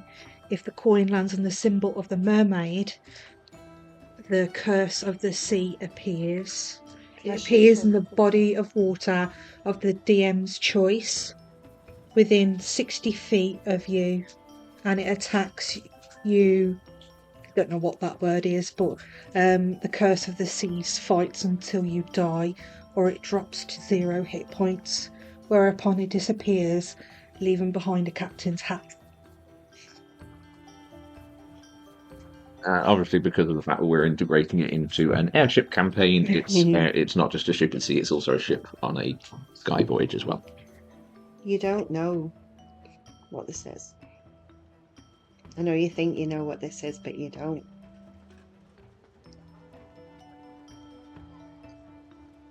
My voices tell me that I may not know yet. I'm about to tell you. So, I had a coin. Oh, this is going to be good. Hmm. Oh, carry on. Don't mind me. Who's that? Who's that? Question. Yeah, Neifestra is just sat on the bed, just Hey, cross-legged, just... do you mind? No, not at all. Are you here for a reason? Is it... You're not calling in the favour now? No.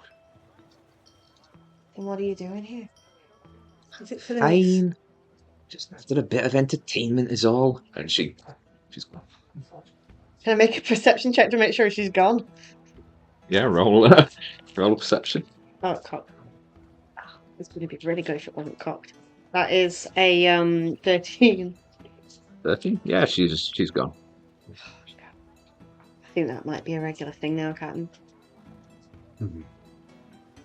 Look, I bargained to make sure Marin was safe at that fire while we went and killed the Jabberwock, and I had a coin like that one.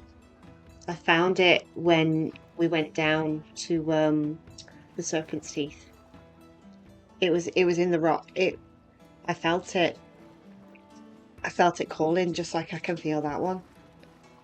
and it was in a piece of metal, and when I took it back to the ship and had a look, the coin just came out of it. And do I still have that piece of metal, Rob? That piece of metal, as soon as you popped the coin out, it basically just disintegrated like it suddenly aged 3,000 Because years it in a had moment. fucking aged 3,000 years.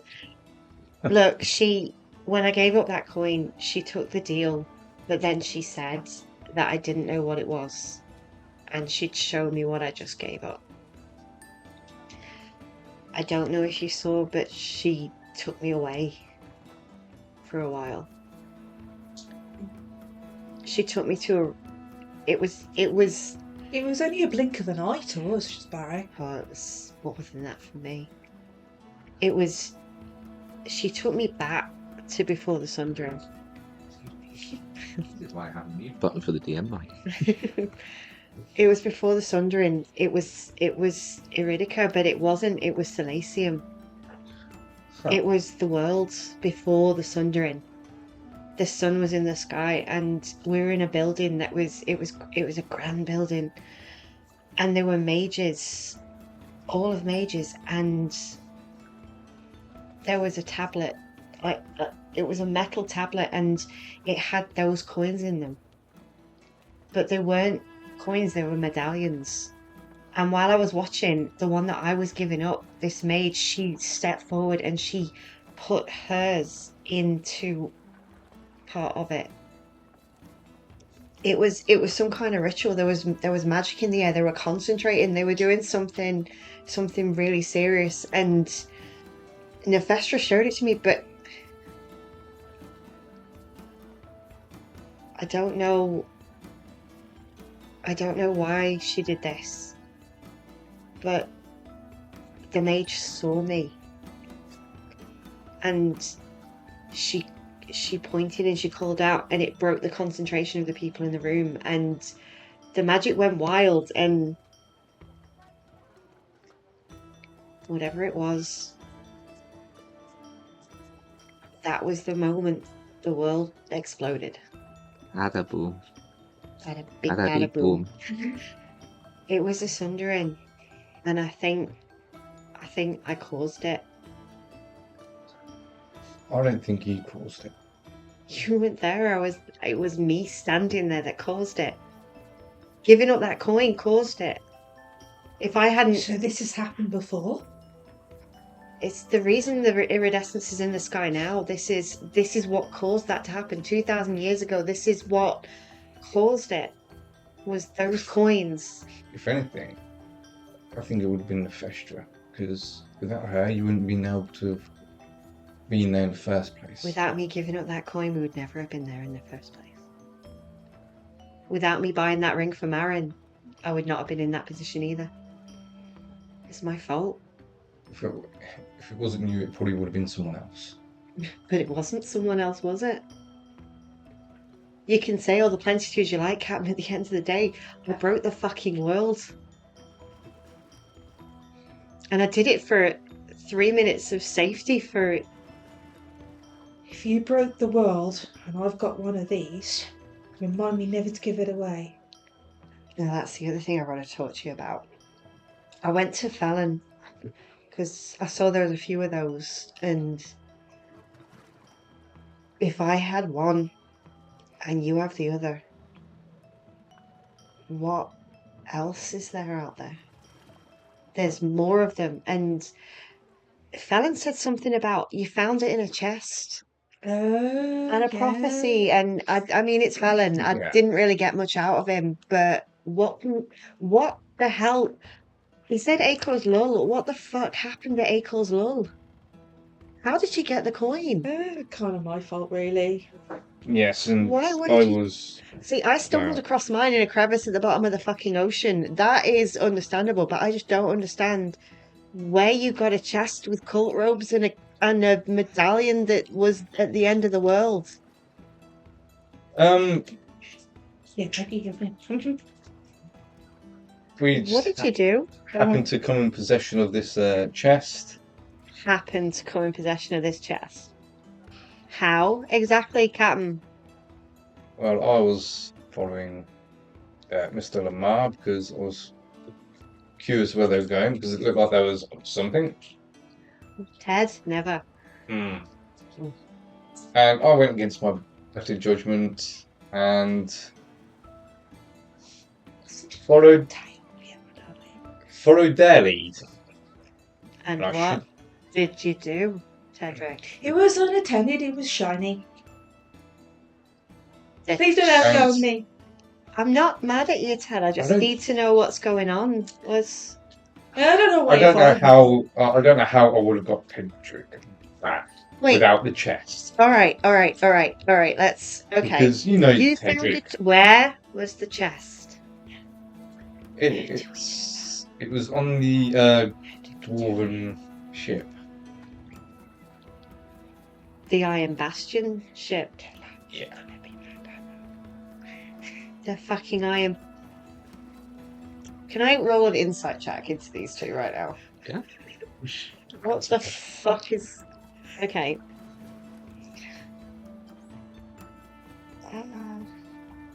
That is a 19. 19. Yeah, roll either deception or persuasion. Yeah, both of you.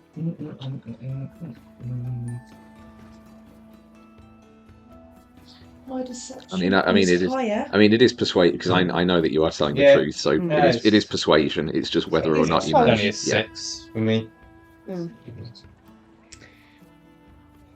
It's a 3. Yeah, you seem to be getting a fairly solid read on them. That All right. So if I'm getting true. this right, at some point, you stole something from the Iron Bastion. Yeah. Okay. That's why I saw him being all agitated and angry on the. Oh, I didn't mean to. I had voices in my head. You've always got voices in you. Shut up, I wasn't talking to you neither. all right. yeah. Calm down, Ted. Hasty. Have another pastry. Here you go. Oh. Yeah, eat. Erebus. I hope you're keeping track of these. You've only got 60 of them. I know, right? But they're all gone now, that's it. All right, Erebus. Did you steal a chest from the Iron Bastion that had some kind? I mean, Thalan said chest of concealment, cultist prophecy. Yes. Where did we put the prophecy? I don't know. Where did you put it? It's behind the curtain. It's true. Did Oh we keep yes, it? it's just behind this curtain. Did we keep it with Thalan? Um, Or did No, we no. put Did it you leave it in the chest or? I think This we is why you need to emptied. keep track of your inventories, guys. Yeah, I think we emptied the chest. I thought you used to have had it, but maybe not. I genuinely can't remember. Rollies. Both roll for it. Whoever's rolls okay. highest has it. Oh my god. 17. 11. Erebus has it. Alright, Right. Don't produce and hand over the prophecy. right. I think it's in the session recaps, isn't it? The prophecy. Yeah. Alright. Bear with me, folks. I just need to read this because I haven't read it yet because Sparrow didn't know anything about this. Oh no, it's not in session recaps. I think it's in like the key information thread. Okay, great. The prophecy. So Sparrow will read this. The prophecy of Ilarion the Timeless. When the stars align and the void whispers, the Timeless One shall emerge from the shadows of history. Ilarion, bearer of the ancient flame, shall seek the Codex with motives untamed. The world sundered, the realms apart. Ilarion's will shall mend or thwart. For in her name the truth is scribed, a choice to make, a fate prescribed. Restore the old or embrace the new. Silesium awaits her cue. How do you know this? That's only like 50 years old. It's not exactly a. Neifestra. Oh, fine. Just gonna go. I was That actually things going to to ask do her. anyway. I was actually going to ask some questions, but that's fine as well. I suppose she must be very fucking bored. Yeah. Alright. So, Ilarion. He was one of the mages. It was See? the Sorry. young elven woman. She was one of the mages that was there. When I saw the world end, when I caused the world to end, they were there. This is them. This is them trying to do it again. Maybe this cult is maybe trying to restore something soon. It's too dangerous to restore it. They got distracted for a second and they caused the fucking sundering. Imagine if they could put it all together. That warm sun we felt in the fight round. If they get it wrong, they'll cause a second sundering. We barely survived the first. They were like literally, you know, the histories. The world just, it was a nightmare until the light weavers came. It was nearly a global extinction. It was. Okay. Yeah, We wouldn't I would like everyone to make a history check just to see how much they actually know about the. That's a 5 on Sparrow. Oh no! I was sitting there and I got a 5. 14. 14. Okay. Spare me one sec. Maybe I should use my inspiration. Oh, can Sparrow use her inspiration? Yeah. Thank you. I'll give As that I've up. said before, I am very liberal when it comes to handing out inspiration. So for the love of God, use it because. Okay. God, it was I rolled a 5 originally, now I've just rolled a 6. Inspiration. I'll go for it. Yeah, can you pass down the. Find it later. Better. 13. It was a 2, but now it's a 13. So we had 14, 13, and what was 14, 13, 6. Okay, so You're a you. bunch of assholes. Yeah, obviously everyone knows about the Great Sundering. What you guys would know with pretty comparable roles is this is almost like the sort of secondary school education level of knowledge. Sort of the basic stuff that you're taught as a kid as cautionary tales and whatnot. Mm-hmm. And you're aware that in the close to the first millennia or so after the Great Sundering, there is a period which has become known to history as the Great Disconnect. The Great Disconnect was the period up until the rise of the first Light Weavers. So during that 1,000 years, basically travel became pretty much impossible. You had the entire world had been shattered into these kind of small islands, and it was actually a period of incredible darkness.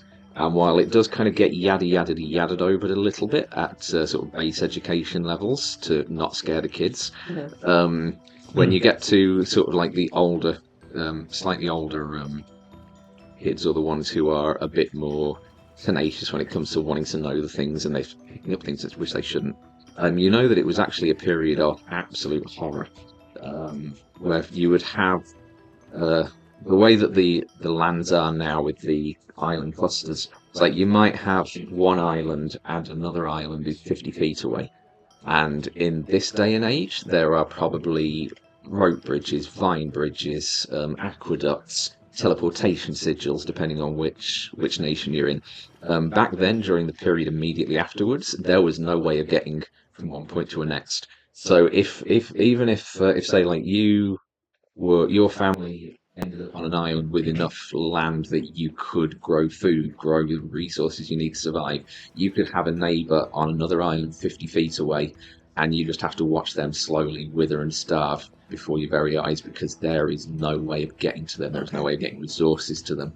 There were islands where there would have been several hundred survivors on, and there were only resources to keep 20 people alive, and they would have had to have decided which 20 live, which 80 die. And it was a very, very dark period in history where it was an absolute clutch struggle for survival amongst those who were left until the land started to become reunited. So yeah, that is the period of immediately after the Sundering. That could happen again. I like cheerful things. This is it. If they mess with this again and something goes wrong again. It might end. Of course, you don't know that. Yeah. Oh no, I don't know that. But I don't know that. It would be fucking bad, guys. I don't know how bad it would be, but you can imagine the world could end again. For what I remember from stories, it could be pretty bad. So yeah. Literally, it took someone just noticing me in a room to cause that. If we did it again, the gods, as far as I know, the gods brought the world back together, but what if there's nothing left this time? Okay. If there's ever a point where I ask for help, can you please get Flynn to send me a message to remind me, don't give up that coin? That's right, you're in service to Neifestra. Yes. Don't. She's already got one. I've got to admit, I'm wondering whether or not I should get that back, but part of me is thinking, what safer place than with an archfey? But then part of me is thinking, what worse Are fucking... you willing to make another trade? She holds up, as Neifestra holds up one hand, just clutched between the two fingers, is the coin of fate, which you handed over just yesterday. I don't suppose you like pastries. I do, actually. Would you like a pastry in exchange for a coin of fate, Neifestra? Oh no, I'll take a pastry. If you're offering. Oh, alright, now I'm offering. There you go. Oh, thank you. What? I don't know what more I can give you. Why am I even miming this? Yeah, you have the Yeah. coin. Get the goddamn thing out. I've got to admit, I was thinking of coming to your shop, but since you've decided you want to hang around... It's disturbing, by the way. Are you talking to anyone else on the ship? Oh god. Not at the moment. Alright. Just... please leave Marin alone. She's had enough. It's apocalyptic. I'm sure it does. What can I give you? Nothing you imagine if it is. Ain't you on this one or the other one? I mean, I'd like both, if you have two. Oh, now that would come at a steep price.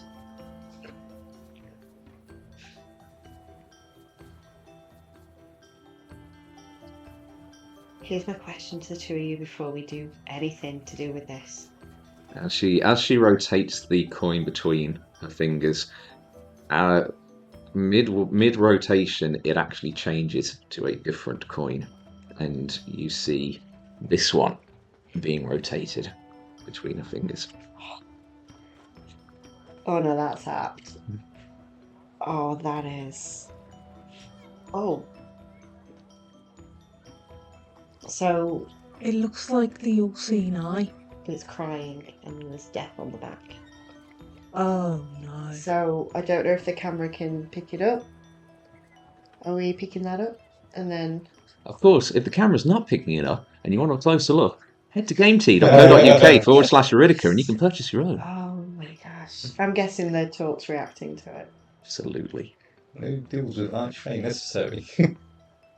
I mean Did you hand the gave Simon it. Safe package? I did. Mm.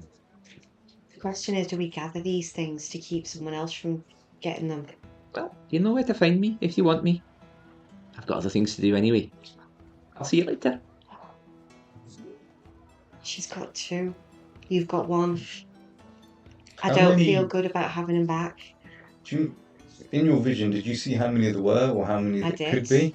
30? 16. 16. 16. There were 16 mages. They were all putting a coin in. It looked like they all had, and this was the last one when I'd interrupted. If this prophecy means that there's a cult out there, if you found there's an organised cult that is connected to the Iron Bastion, that is bad. That is end of the world. That is war shit. That is something we do not want to be involved in. This is bad. I think we need to get those. We need to get those coins, and we need to find a way to keep them safe. Trade. Do you have anything to trade? You're already in service to her. Yes, I do, but it's a bad idea. Then don't do it. Oh, I'm going to look in my inventory. Erebus, do you have anything? Okay.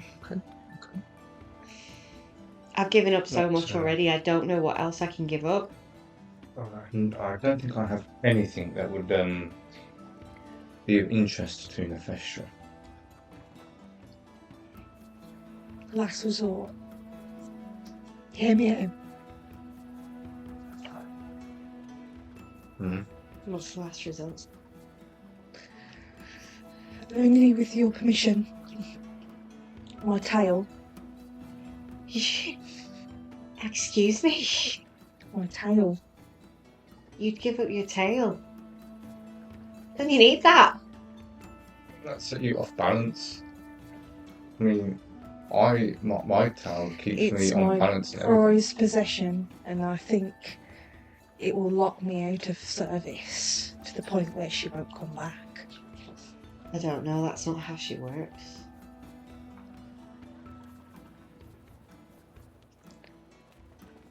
I don't know what else she'd find of value. Exactly. Oh no, I do. Would she want the ring back? Shh. I'm I not don't giving think- that back. Memories. She'll take memories. Oh, she can have my memories. I've got a couple of memories she could gladly have. Mine are all bad. So we're all planning on bargaining with an archfey after whatever. If we're willing to save the world, we have to prepare to give anything. Coming from Are we you, saving the world or are we just making it worse? I you don't. telling everyone not to make deals with Archfey. I know. And you make more deals with an Archfey than any of us. I didn't feel like I had a choice then. We've It's got a been choice said with us. now. No, No, Flynn's he's alive. gone out on the town. The things she wanted personal things, memories. And we all say we're going to put a kitty together. I don't know. So everyone throws a memory in and see if she'll accept it. But what about if it's our happiest memory, like she gets to choose? And then I won't get that memory ever again. No, we wouldn't. What about if your memory is remembering Flynn? And she takes that away. I'm not going to give her a choice what memory I'd offer up something specific. I have one in mind.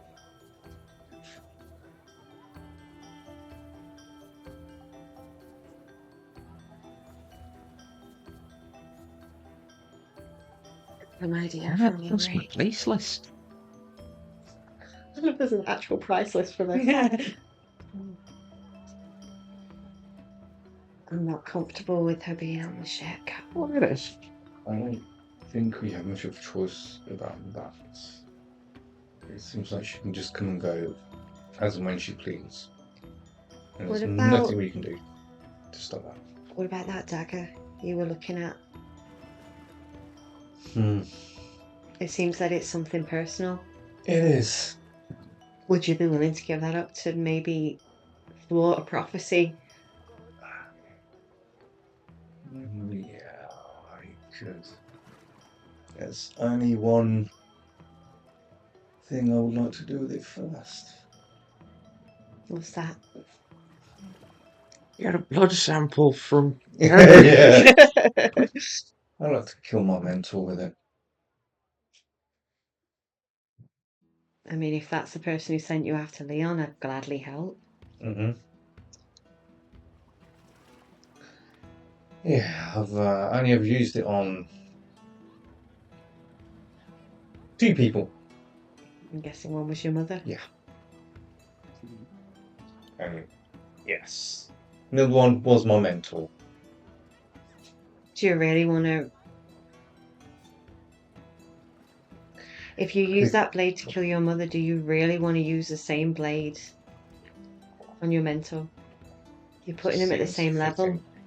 It seems fitting. Wouldn't it be more fitting to give it up to an archfey? Mockery of your mentor, maybe. if they made you do that. You're reborn. You came back to life. You can choose what to do with this life. Neifestra, are you still there?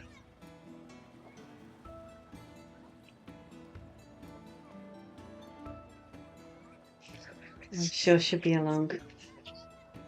I will get the dagger out. I haven't even decided what it actually looks She just like, looms but over your shoulder. Oh. Yes.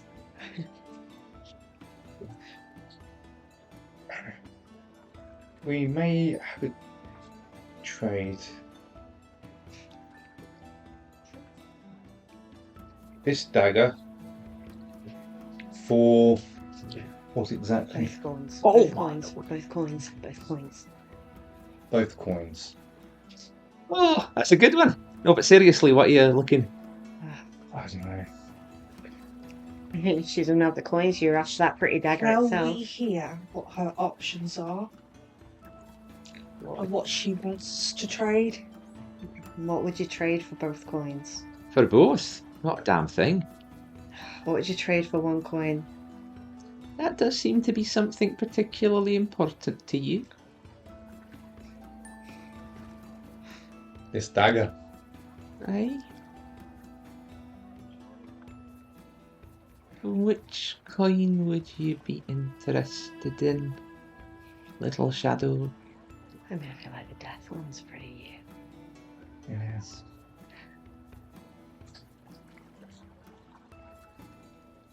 Yeah. Should we go for the death one then? It suits you. Apparently. She holds out her hand for the dagger.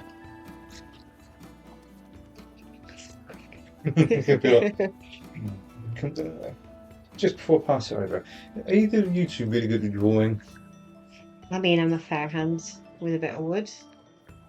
I'd like to get a copy of this and get one forged. I know it's not this dagger because this dagger means a lot, but Can I really quickly do a sketch of the dagger? Make it quick, I don't have all day. That's a joke, I do have all day. All right, yeah, I do a really quick sketch of the. Honestly, you mortals, you're funny, aren't you? I don't suppose you're interested in participating in a talent show if you're after some entertainment later. Talent show, you see. Yeah, in town. I might watch. Okay, I'll just close the end of the world again. Yes. Maybe. and I will hand over the dagger.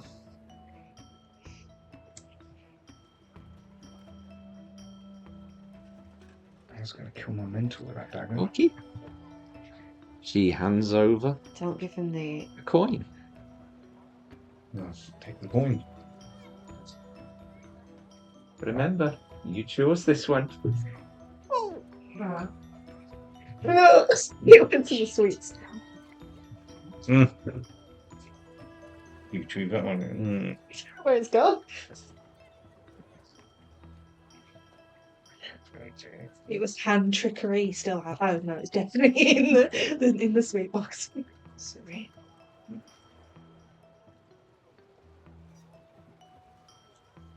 Yeah, Sparrow says to you, don't give your mentor the satisfaction of that dagger and the pain that it caused. Do something different. They're nothing. Bite off your mentor's head if you want me to.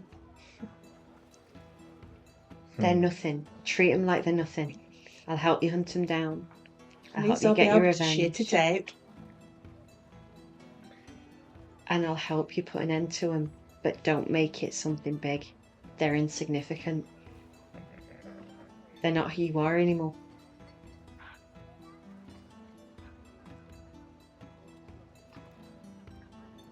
So would I actually know this as soon as it's Yeah, as soon as you attuned? attune to an item, you know the properties of it. So God damn. Right, that's 2 coins. We know where one is. Should have chose the other coin. God damn. Okay. I gave you a choice. Thank you, Neifestra. Yes, Can we have thank some you. piracy, please? Yeah, of course, you carry on, just pretend I'm not here. What would you do for this coin? No. Erebus, if you don't want the coin, I'll take it. I'll have it. I'll keep it. And I'll secure it in a pocket, the inside pocket or something.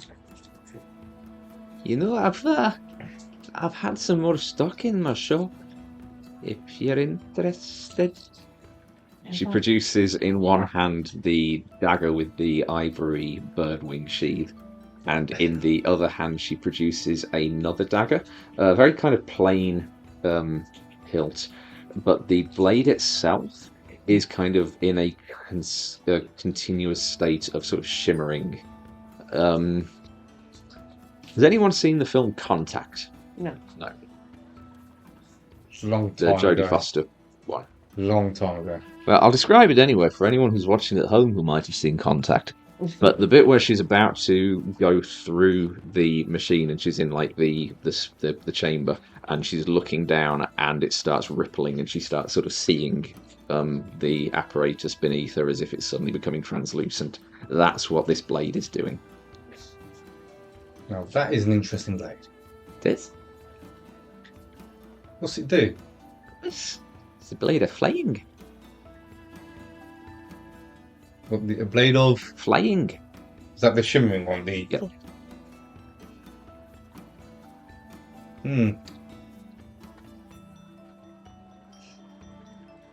It's tempting, You isn't want it? this, don't you? Give in to your hunger. Take it. Strike me down, and your journey towards the dark side will be complete. I really do feel rough the rails now. God damn. I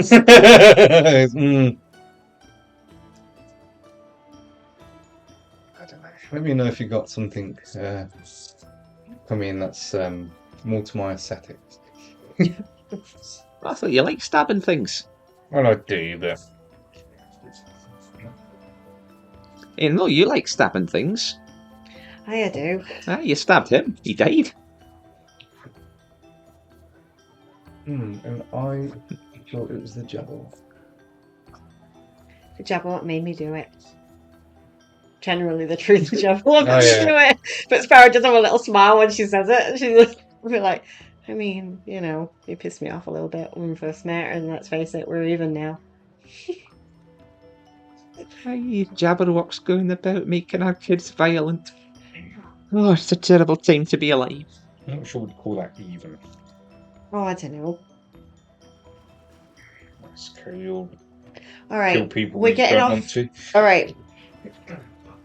So, I guess this makes us Oh, true excuse me, adventurers. someone's just coming into my shop. All souls. Oh, This is we're adventurers. This is what we do. We've just stumbled upon the biggest adventure of our lives. I think we carry on as we've been doing, but I think we tell the crew that we're collecting these coins. No one else, just the crew. And not why or what they're for, they're just important. If they come across them, if they hear anything about them, mysterious medallions, coins, anything like that, cult members, this is what we've got to do.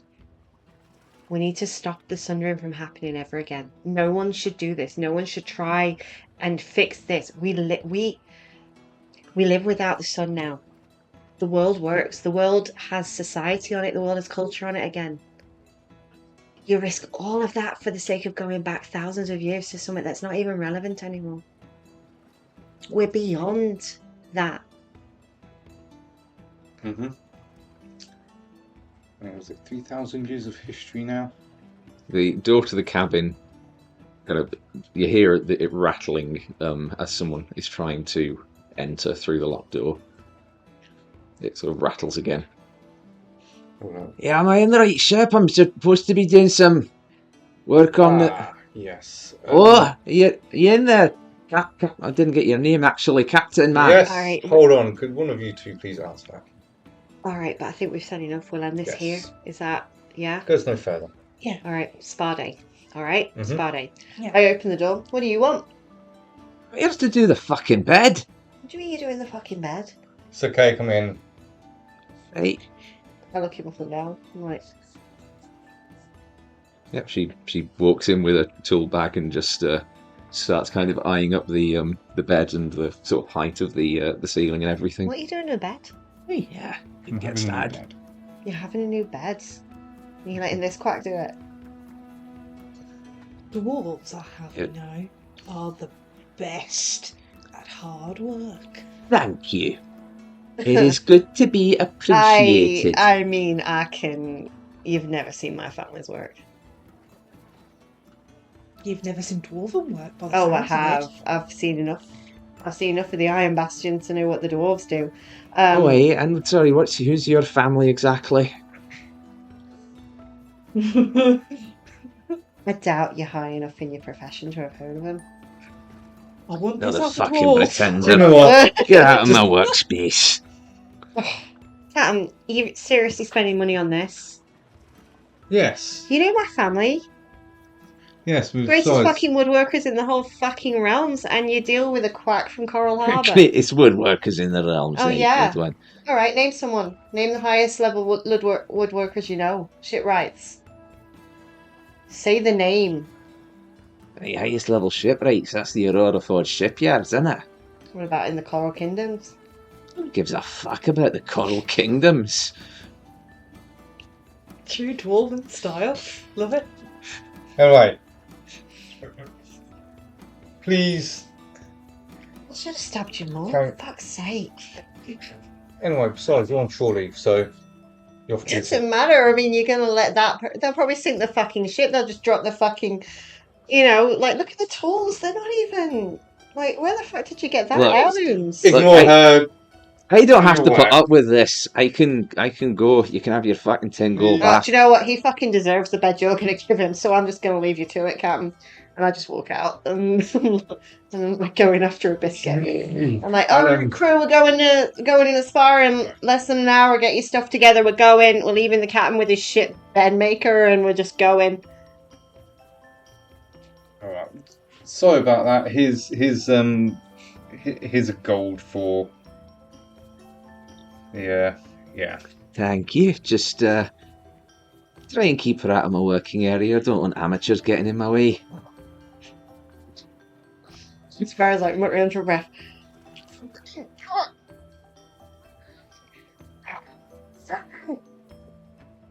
It's like, I have, you know, she's pretty good, but No, I'm I'm not. testing you. I'm the fucking worst in my family, but I'm fucking amazing. I'll leave you to it. I really, really need a fucking spa day. Oh. Can I look for Mary? Yeah, Marin is probably just. Actually, Marin would be. Oh, fucking, why did I print this so small?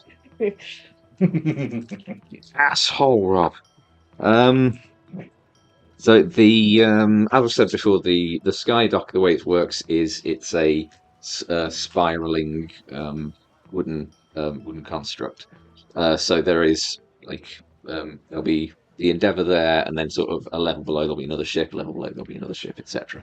With kind of on opposite sides and yada yada yada. It does mean that unless you're the ship that is docked at the lowermost one, depending on the design of the ship on the level beneath you, there might be sort of the tippity top of the ship beneath's mast, kind of coming up to the level of your ship, and the top of your mast might be level with the one above it and everything. You looking for Marin? You see she's actually at the bow of the ship, sort of leaning over the starboard side. And beneath, just beneath there is a large, like the blimp of a zeppelin, that is the top of which is coming just slightly beneath the level of the railing that Marin's kind of leaning over. And as you walk over, there is another young woman, a fire genasi. She has a very dark, sort of coal black skin that is radiating like orange heat. Her hair is so bright you can't actually tell if it is actually hair or if it's flame, and it's just sort of like in a curling upwards style. She's wearing sort of workers' overalls, thick leather apron, and she's just sat cross-legged on top of the blimp, and she is just her and Marin are just chit-chatting. Is this the same fire genasi from the Guildhall? It is not, no. Oh, okay. I kind of hover back a little bit and like, oh, am I going to be interrupting if they're talking? So, can I hear what's being said? Roll a perception check. Oh God, that's a 2, so that's a 7. I can't believe I've forgotten her name already. Had it on the tip of my tongue a second ago. That was it. With a 7, you don't hear it. Can I do an insight check into whether it's a friendly conversation or not? Like from body language type thing. Yeah, I'd say make an insight check. That's better. That is a 22. 22. That's kind of cordiality. There we go. Finally got the word out. It's the vibe that you get from both of them is it's kind of like two people like bumping into each other on holiday or something and being like, oh wait, where are you from? Oh, I'm from so and so. Oh, I'm from so and so too. It's two people who have just met, just kind of chatting over sort of shared experience kind of thing. I go over and like, are you ready to head? Oh, sorry, I just wondered if you're ready to be heading to the spa. Or... Oh, right. Yes. Yeah. It was nice to meet you. Nice to meet you too. Hi. Hey, she seemed nice. Yes. They just docked last night apparently. She's the blacksmith on their shop. Oh, she's got a blacksmithing shop. Mm. Oh, interesting. What's the ship? It is the Vulcan Thunder. The Vulcan Thunder. I'll have to remember that. It is Embers and Irons. I think she said her shop was called.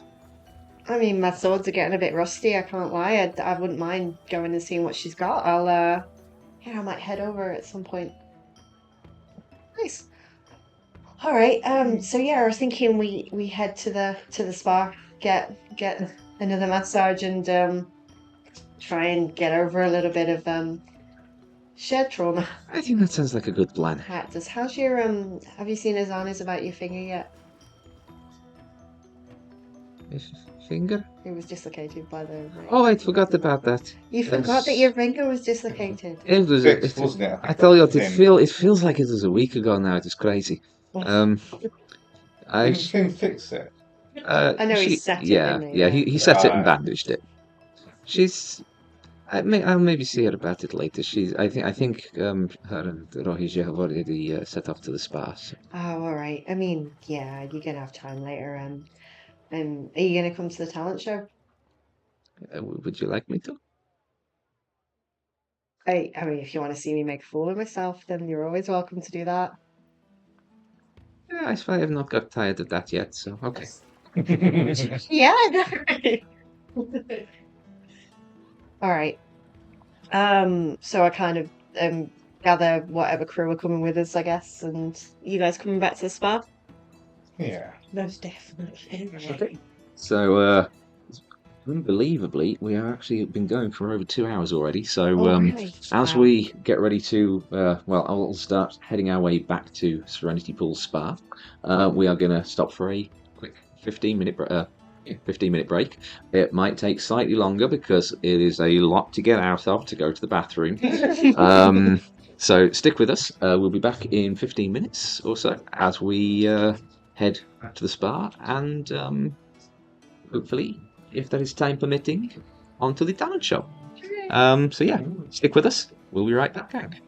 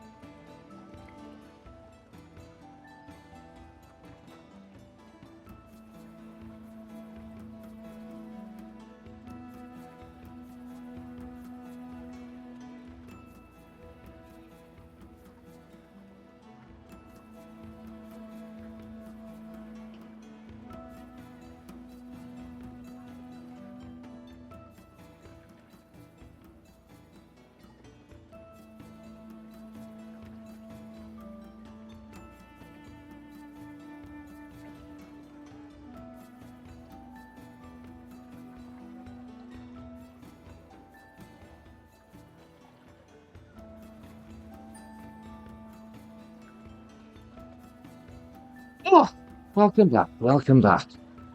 Oh, sorry for slight delay. I had a bit of a wardrobe malfunction. That is the heel of my shoe. Yeah. So I thought I would mix things up a little bit because I've got the pointed ears.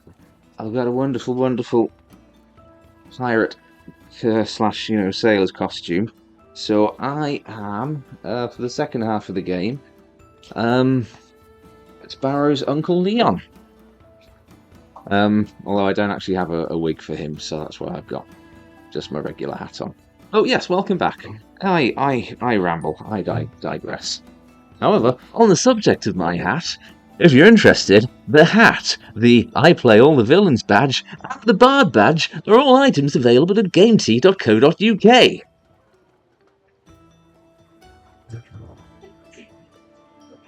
So, welcome back. Before we do pick back up, I did bring, and we didn't get a chance to pull them before stream, some Halloween crackers.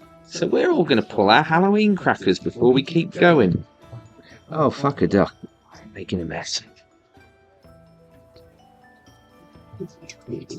So, which way around shall we do it? Everyone's got crackers, so do we go clockwise or do we go anti-clockwise? Oh, nice. You choose. I mean, I say that as if it makes a difference, because either way we're all going to be pulling a cracker with one person to the left and one person to the right, so that, now I think about it, that was actually a really stupid thing to ask, wasn't it? But it bought us enough time for Sarah to get back to the table. So, cracker? Wait, oh. Oh, sorry. I was going to say we could all do it at once, but that's alright. Right. There we go, thanks. Yay! I didn't win a single one. Well, the one that was in your right hand was yours. Yeah. So, Thank you. this is that high-quality D&D content that everyone's tuned in for. Everyone's using for shenanigans, and this is Oh my shenanigans. god! What'd you get? I've got a quest! I've got... Quests? Yeah. I've got to help this skeleton find his arm. That's what I'm doing for the talent show. I've got a word search. I don't actually think I've got anything. Oh, there it is, I think. Can you help the witch Well, is this your joke? Do we all want to read our jokes out? What did Cinderella say when her photos didn't arrive on time? I don't know. One day, my prince will come. What's it called? Two happy mushrooms. Fun guys. Oh. I mean, that just bothers me because of the fact that fungi shouldn't have an S on the end of it. Yeah. We are wearing the hats, right? I was actually just about to take my my gametea.co.uk/Iridica hat off in order to... Did you do this first? what? It's all No! Why? There you go. Oh god, these are small. Why Oh, did the mine's Tight torn. Mine's torn. Walker... Why did the tight Oh. walker visit his bank No idea. to check his balance? Oh my god. You want to hear mine? Yeah. This is not going to stay. Why did the Scarecrow get a promotion? Oh, I know this one, but I'm not going to say it. Yeah. Because he was outstanding in his field. Oh my god. I'm so glad the audience could join us for dad jokes. Yeah. And we've only lost one viewer because of that, so I'm counting that as a win. Was that our only viewer? No, it's... Alright. It might So- be now. Picking back up, also, I've got the green hat, which is very kind of Neifestra, which I love. Is very. But I am dressed as... lost it. No, but I am dressed as Uncle Leon, so Leon sounds sinister. ain't supposed to, little bird. Don't make him say that. That's just not. No. No. I've already got issues. So, we return to the town of Coral Harbour, just as the crew of the Twilight Endeavour are preparing for a nice, relaxing things Sparrow did. Do you have to stare at me when you do that? Yes. Yeah. At Serenity Pools. So, I was actually going to have this discussion off stream before we resumed, and I completely forgot. Because obviously you guys have already been to Serenity Pools. It is entirely up to you if you want to role play through this visit, or if you just want to kind of yada yada yada. We have a nice relaxing day at the spa, and then we move on to the next thing. I will leave that entirely up to you.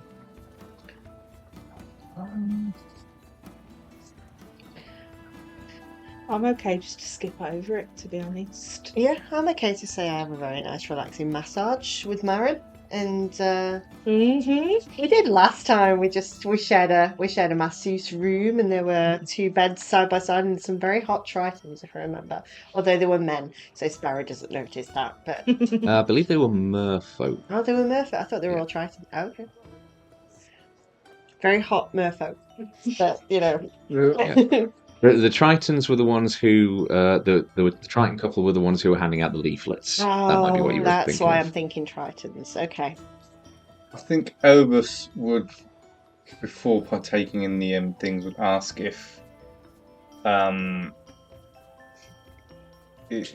was anything for the services and stuff to be able to cover his body, because he would say he's got a lot of scarring and he wouldn't want to put anyone off and stuff like that. So I'd say when you go there, I will just do a quick description of the spa, just so that the folks at home who aren't aware of it just know what the location is.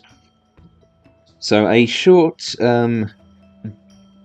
boat ride, a couple of 100 feet off the edge of one of the sea level islands. There is basically a short stone, what looks like it would be a tower, except it's only about sort of 10 foot tall or so. It opens up with a pair of double wooden doors, and inside there is a large wooden floating platform floating on a column of water. Once the party are in, the group are in, the platform lowers down, and below sea level there is, constructed around a series of natural heat vents and hot springs, there is a large spa facility there called the Serenity Pools Spa. There are large open public areas. There is a specific entrance for aquatic races where you have merfolk and tritons and sea elves, all just kind of swimming in and out. All this is overseen by a woman behind the front counter by the name of Enua Coralheart. And yeah, the party have booked themselves some private chambers in which they can make use of the spa's assorted massages, steam rooms, saunas, hot lounges, and yeah, with a fair chunk of money put down by Sparrow. I was about to say, how much am I putting down? That is entirely up to you. How much would you like to put down? How good a time do you want to show everyone? Pretty good time. I was going to say, enough for every member of the crew to have the best tidal massage, enough for a private room with private facilities for the crew, and enough for each one to have whatever treatments they want, really. So okay, so I would say if you want to do all of that, the Serenity Pools, here we go. Let's get their price lists back up again. Making you do money maths on the stream. Okay, so the entire crew is there, so that is 10 people all told. Including Lyra? Lyra and Flynn. Yeah, so that's 12 gold for that. Just over an hour for that. So how many hours were you going to stay for? I think we're probably going to make a good go of it. Should maybe 4 hours. That's a day. That's a nice, relaxing, chill out, relax, have massages, So, 1, 2, chat around the pool. You know. It'd cost you a little shy of 10 gold. All right. And yes, when asking about it, they would offer to have one of the attendants effectively give you like a sort of seaweed body wrap, so that you've effectively got that as like a second skin almost while Yeah, you're engaging in. From like neck down, Yeah. just be like covered with that, so it doesn't actually show any of his body, maybe except for his like, hands and feet.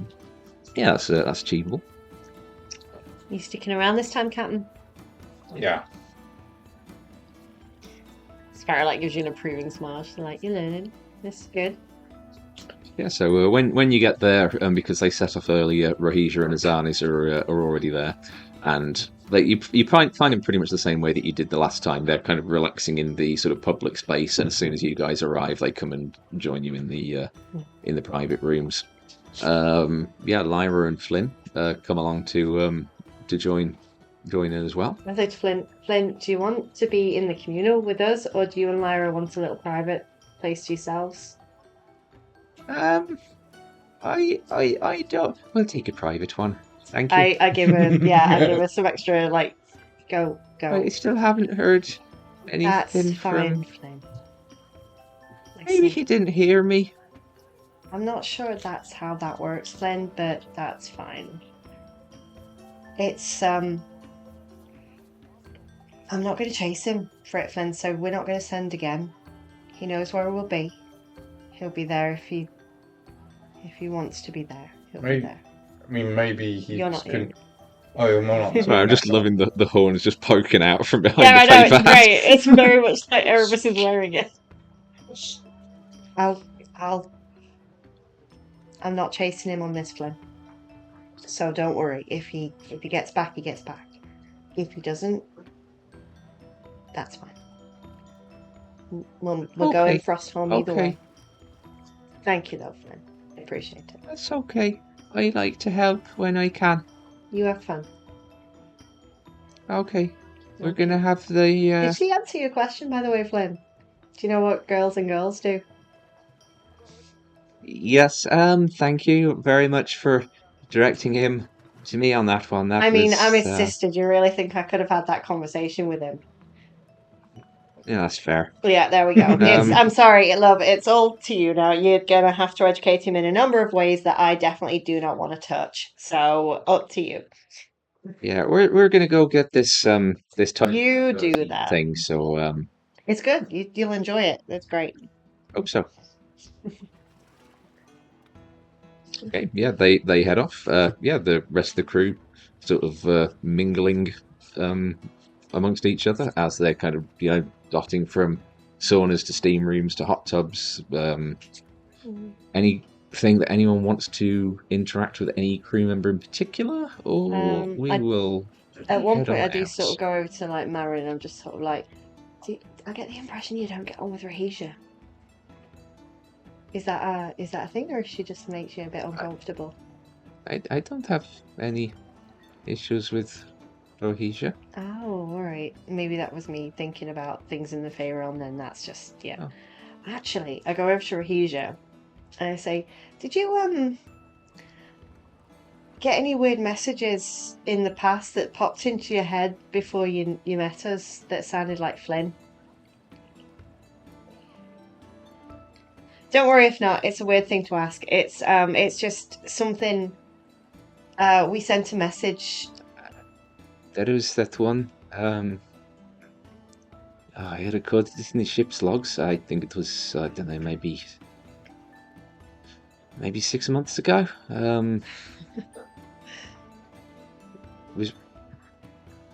You didn't know me then, how did? No. So here's the thing, crew. While we're chilling in a pool, I've got a story to tell you. So last night, the reason we didn't come for drinks was we followed some black cats into a weird fucking shop and met an archfey who decided that to buy a few trinkets. Oh right, Ice. This is another one of those archfey things. Oh, I mean, I'm really curious as to what's going on in the Velvet Haven now. If you're having this kind of reaction, Fallon, because I'm thinking we need to go there tonight as well. But so avoid a shop called Thrifty Shades of Fae. Don't follow Black Cats because she's got a lot of interesting things. That sounds like a really bad pun name. It is, and it's great. But the shop's dangerous. She's dangerous. She took 10 years off the captain's life. That's why it looks like this He now. offered them to me. And Neifestra is just there in the hot tub, just stretching out. Is Erebus there at this point, or Yeah, it's the whole crew. We're all there. yeah? Speak of the devil, crew, meet Archfey Neifestra, who will literally take your name for a bargain. She asks you any innocent type questions, take them literally. It's up to you if you bargain or buy things. Just know that a favour could get you whisked away to the Fae realm for a night, and it might be a week for you, but it might be like an hour for the rest of us. Because there's worse ways to spend the week. I very much doubt that. Apparently, I died. Yeah. Well, you're back now. Yes, thank you. Is this I think- really going to be a thing, Neifestra? Well, just for the moment. You checking on your investments? No, I'm just bored. What could an archfey be bored about? You've got eternity to run around in. I know, do you have any idea how draining that can get? You can achieve. Not everyone's as interesting as you know. I'll take that as a compliment then. You should. I mean, take that. I'm really flattered. Take that fellow earlier. I had to almost tear his arm off to get him to take that deck of cards off my hands.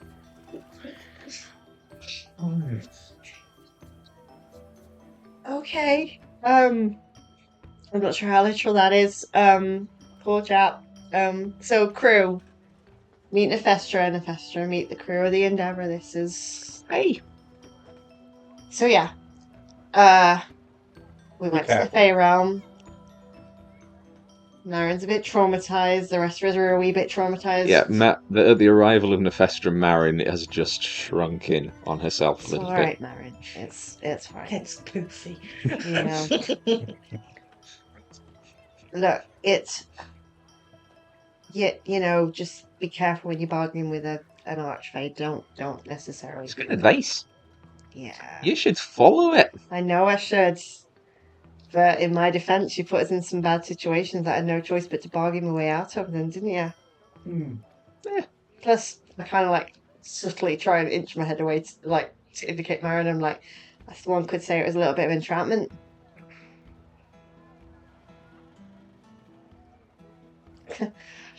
All right then. Marin, come on, let's go get that massage. I need it. Let's go. And I think you need it now as well, don't you? Yes, please. All right. I sort of like lead Marin away, just Yeah. like hand on the shoulders. Hope you're enjoying that ring. I'm just going to I'm so sorry. The whole time. I don't know. She's going to be around a little bit more. Nice place, this. Hmm. I see if they're willing to sell. Oh, it's... Oh my god! Please don't take the spot from us. They're walking and just like, what's happening? Hey, I thought you were going to a talent show. Right. We will after this. Okay, I'll see you there then. And there is just a sudden of water just like pouring into a void where she's just vacated. Yeah, And Sparrow there's and Marin a are single flower head Gonna have to just rip it floating in the space where off. she was. Yeah, Sparrow and Marin are just having that massage. Okay, so folks have massages. Everyone gets traumatized by the Archfey. Can I actually do a retroactive insight check on the crew as she's talking and as the story comes out? Does anyone look intrigued enough to maybe seek her out? I'd say make an insight check. Ooh. That is a 24.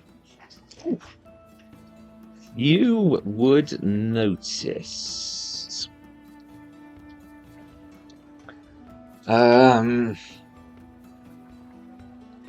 The entire crew has assembled for this one. I'd say with the 24, the vibe that you get from each person in turn, Rohija is very much like, who the fuck is this person? Azani's, there was very much a sense of caution. And it was a similar kind of vibe that you got from Jerome as well. Marin, trauma. That poor girl. The interesting one was Felon, who, when you mentioned Thrifty Shades of Fate, it was almost like he was making a mental note of the store name. Right. Okay. So we're not going to see him for 60 years then. He's a dwarf, he'll be fine.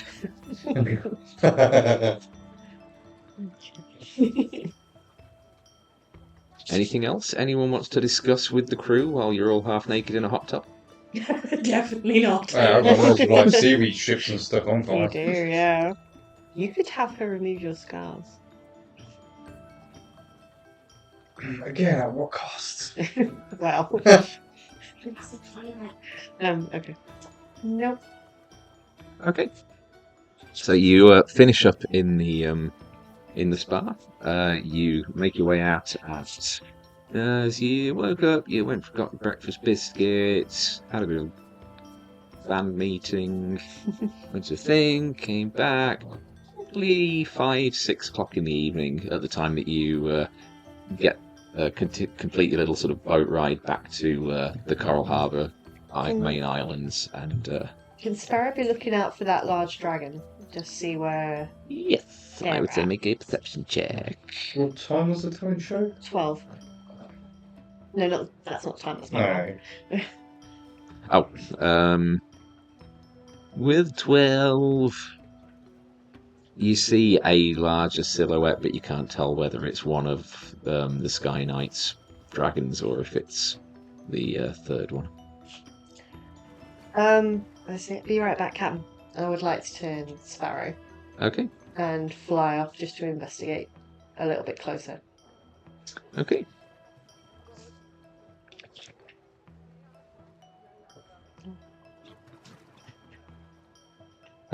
You head up and begin approaching. Make a perception check. Maybe at a push insight, but I think perception. 17. 17. So as you fly up and start to approach the this lunar dragon, it doesn't seem to be paying any mind to you. Whether it's because it hasn't noticed you or it just doesn't consider you worth its attention, you can't really tell.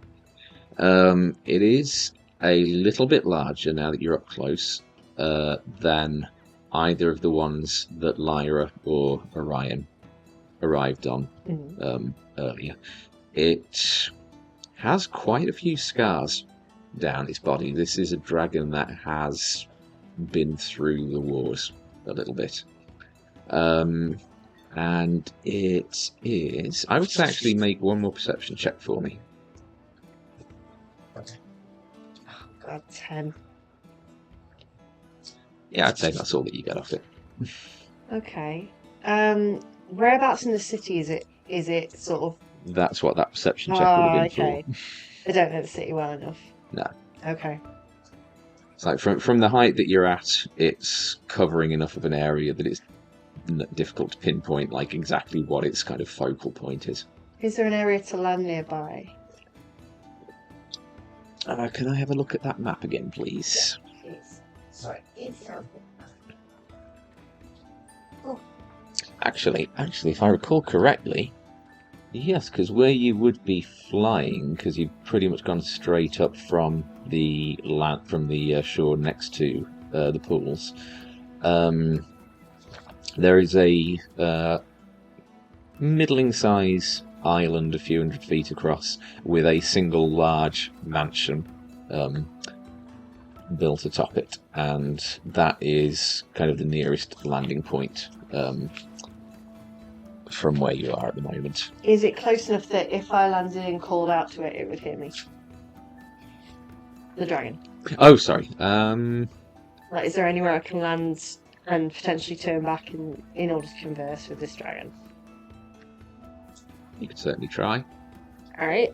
So yeah, Sparrow's going to alight on the near, even if it's like a little thing that's just a balance on.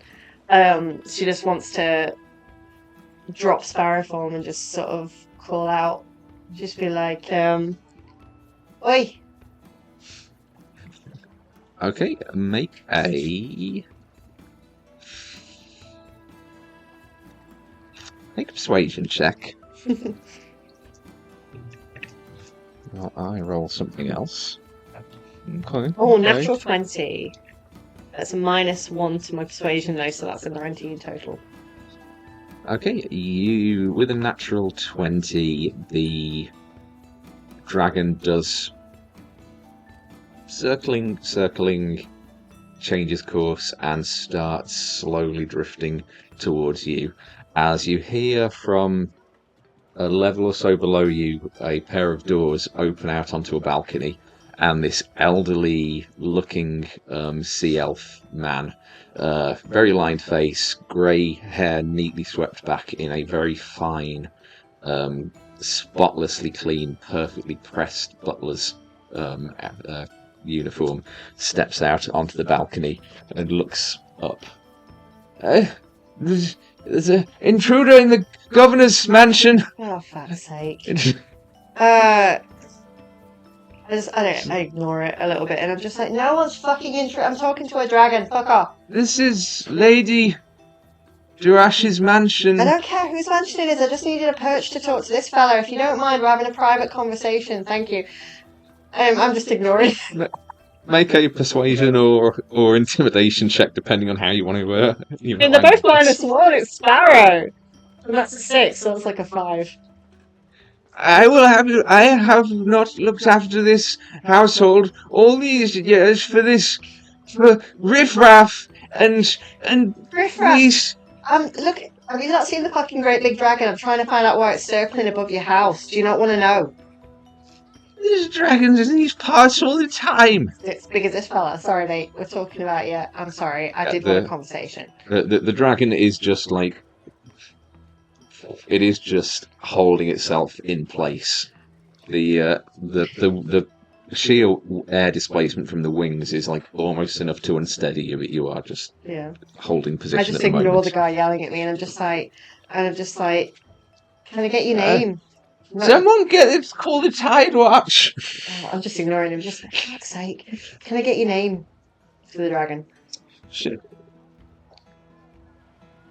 I can't remember where I put my notes. Just interesting to see one of your size around. We've got some Lunar Knights in the area, and even they can't. Genuinely, all my notes have gone. Oh no! Not on the floor, is it? No, that's all of like past session notes. I think I moved them when I got up to go to the loo. There we go. Just like, look, there's some Lunar Knights visiting, and they're not as impressive as you are. I just thought I'd come over and see. That is.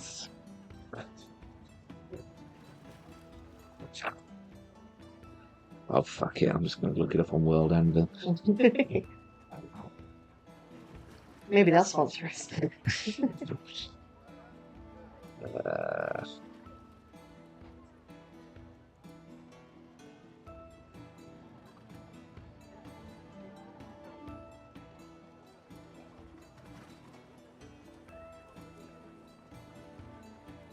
Yeah, the dragon kind of regards you for a moment, and then says, "Sorry." I'm sorry. Do you need to? Not yet. You can call me Lunaris Whisper.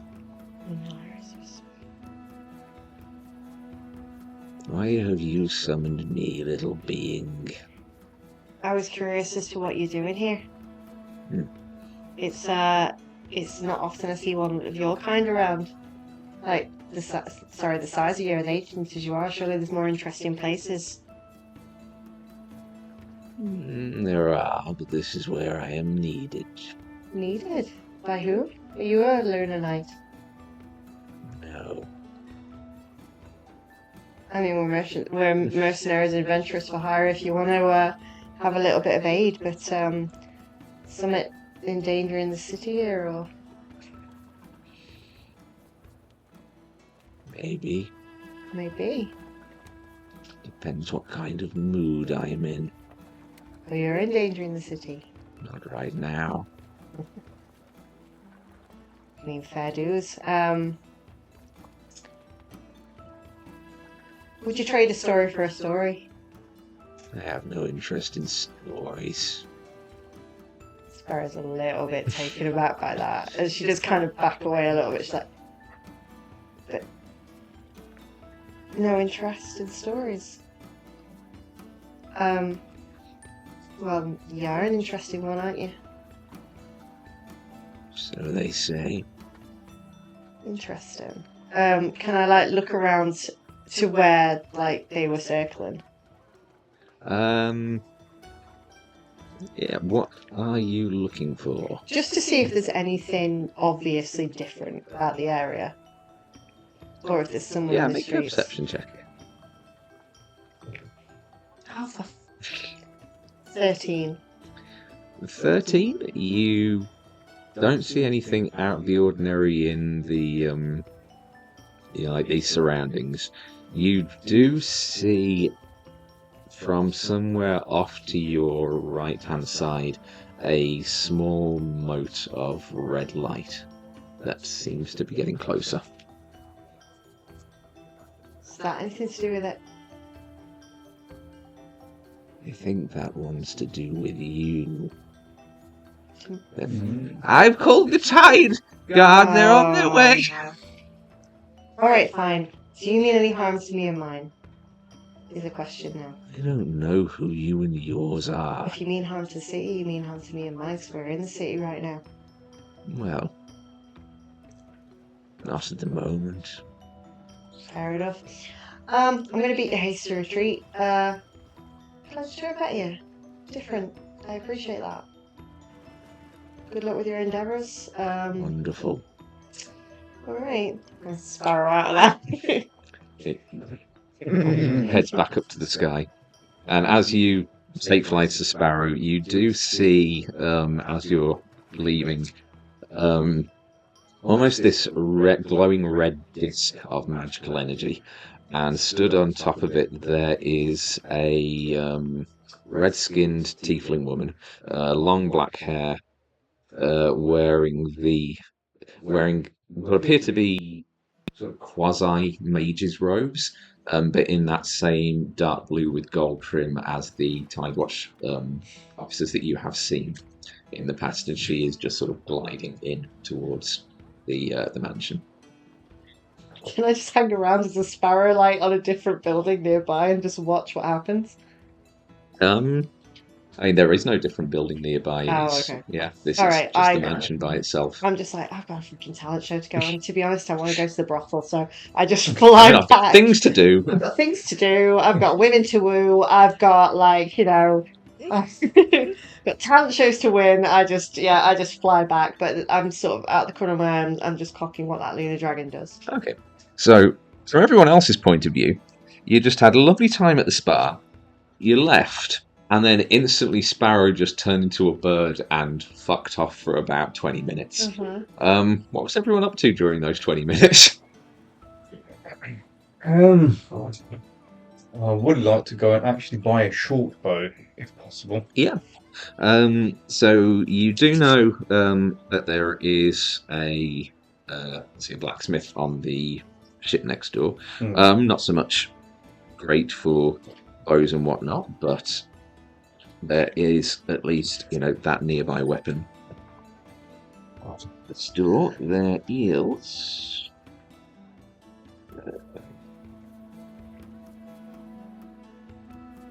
Yeah, reflecting on what happened with the encounter with the Jabberwock, is like, might have to invest in some more ranged stuff. There is a weapons merchant called the Chainlink Crafters, where you would be able to buy just a nice plain short bow. Yeah, how much would that be? Just standard I did not bring the player's handbook, so whatever the cost on D&D Beyond, our very plain old regular short bow is.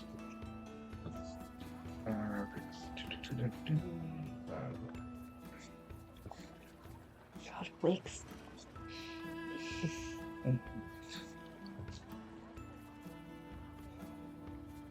I will find out in just a moment.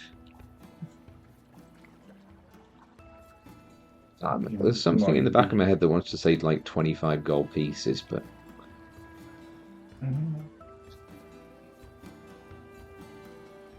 yeah, 25 gold pieces there. Oh, okay, you bring it to me. That's cool. Yeah, so you do find another dwarven run shop, a kind of middle-aged male dwarf running this one, very kind of classically blacksmith tanned arms and chest. But in addition to blades, he does also have assorted like crossbows, bow staffs, short bows, long bows. Basically, he is a very kind of general armourer. So Okay, yeah. Guys, if I go up, Yeah. I don't know if I'm going to be coming back down. that's all right. Good luck. Thank you. Gotta be mum now. That's Oh God, he's gonna. Okay. yeah. Okay, yeah. So I'll ask if I could buy a short bow and some arrows, Yeah. equivalent arrows. Yeah. How many arrows would you like? Um, I mean, I'll be honest. I'm not a DM who tracks ammo. It's one of the more tedious aspects of things. So if we say you Yeah. buy a bundle of arrows, then we'll just call that yeah. you Okay, have yeah, arrows. Yeah. Besides which, there's enough downtime, like on board the ship when you're sailing from point A to point B, that it's like, yeah, you can make arrows at that point if needs be. You've got a wood carver on board, someone who can make them. So Okay. I mean, I might myself just keep track of it so I know. yeah, that's fine. Yeah. So. So that would be.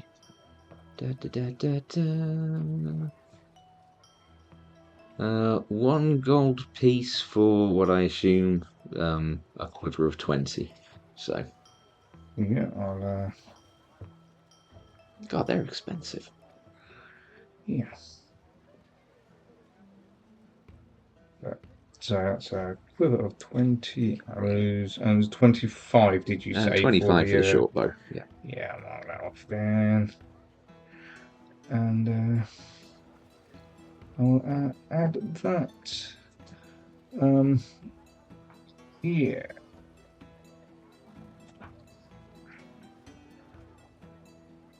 That's I don't think I'll do much more than that.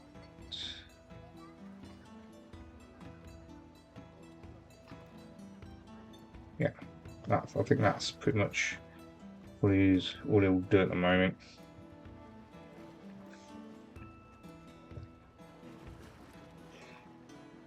Yeah. Okay.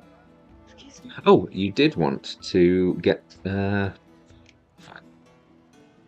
statue, didn't you? Of Well, yeah, I wanted one of Crepuscular, yeah, and one of Mortis, if possible. yeah. I mean, I would say, seeing as obviously I don't want to run the talent show without everyone present. So I'll give it a few minutes and see if, well, I mean, it's just gone 11 o'clock, so I think the talent show's a wash for this episode anyway. We can do it next one. But what I would say is you can head up to I'd say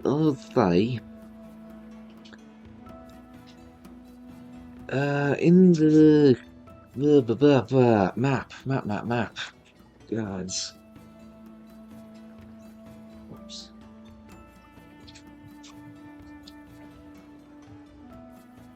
The map's upside down. There we go.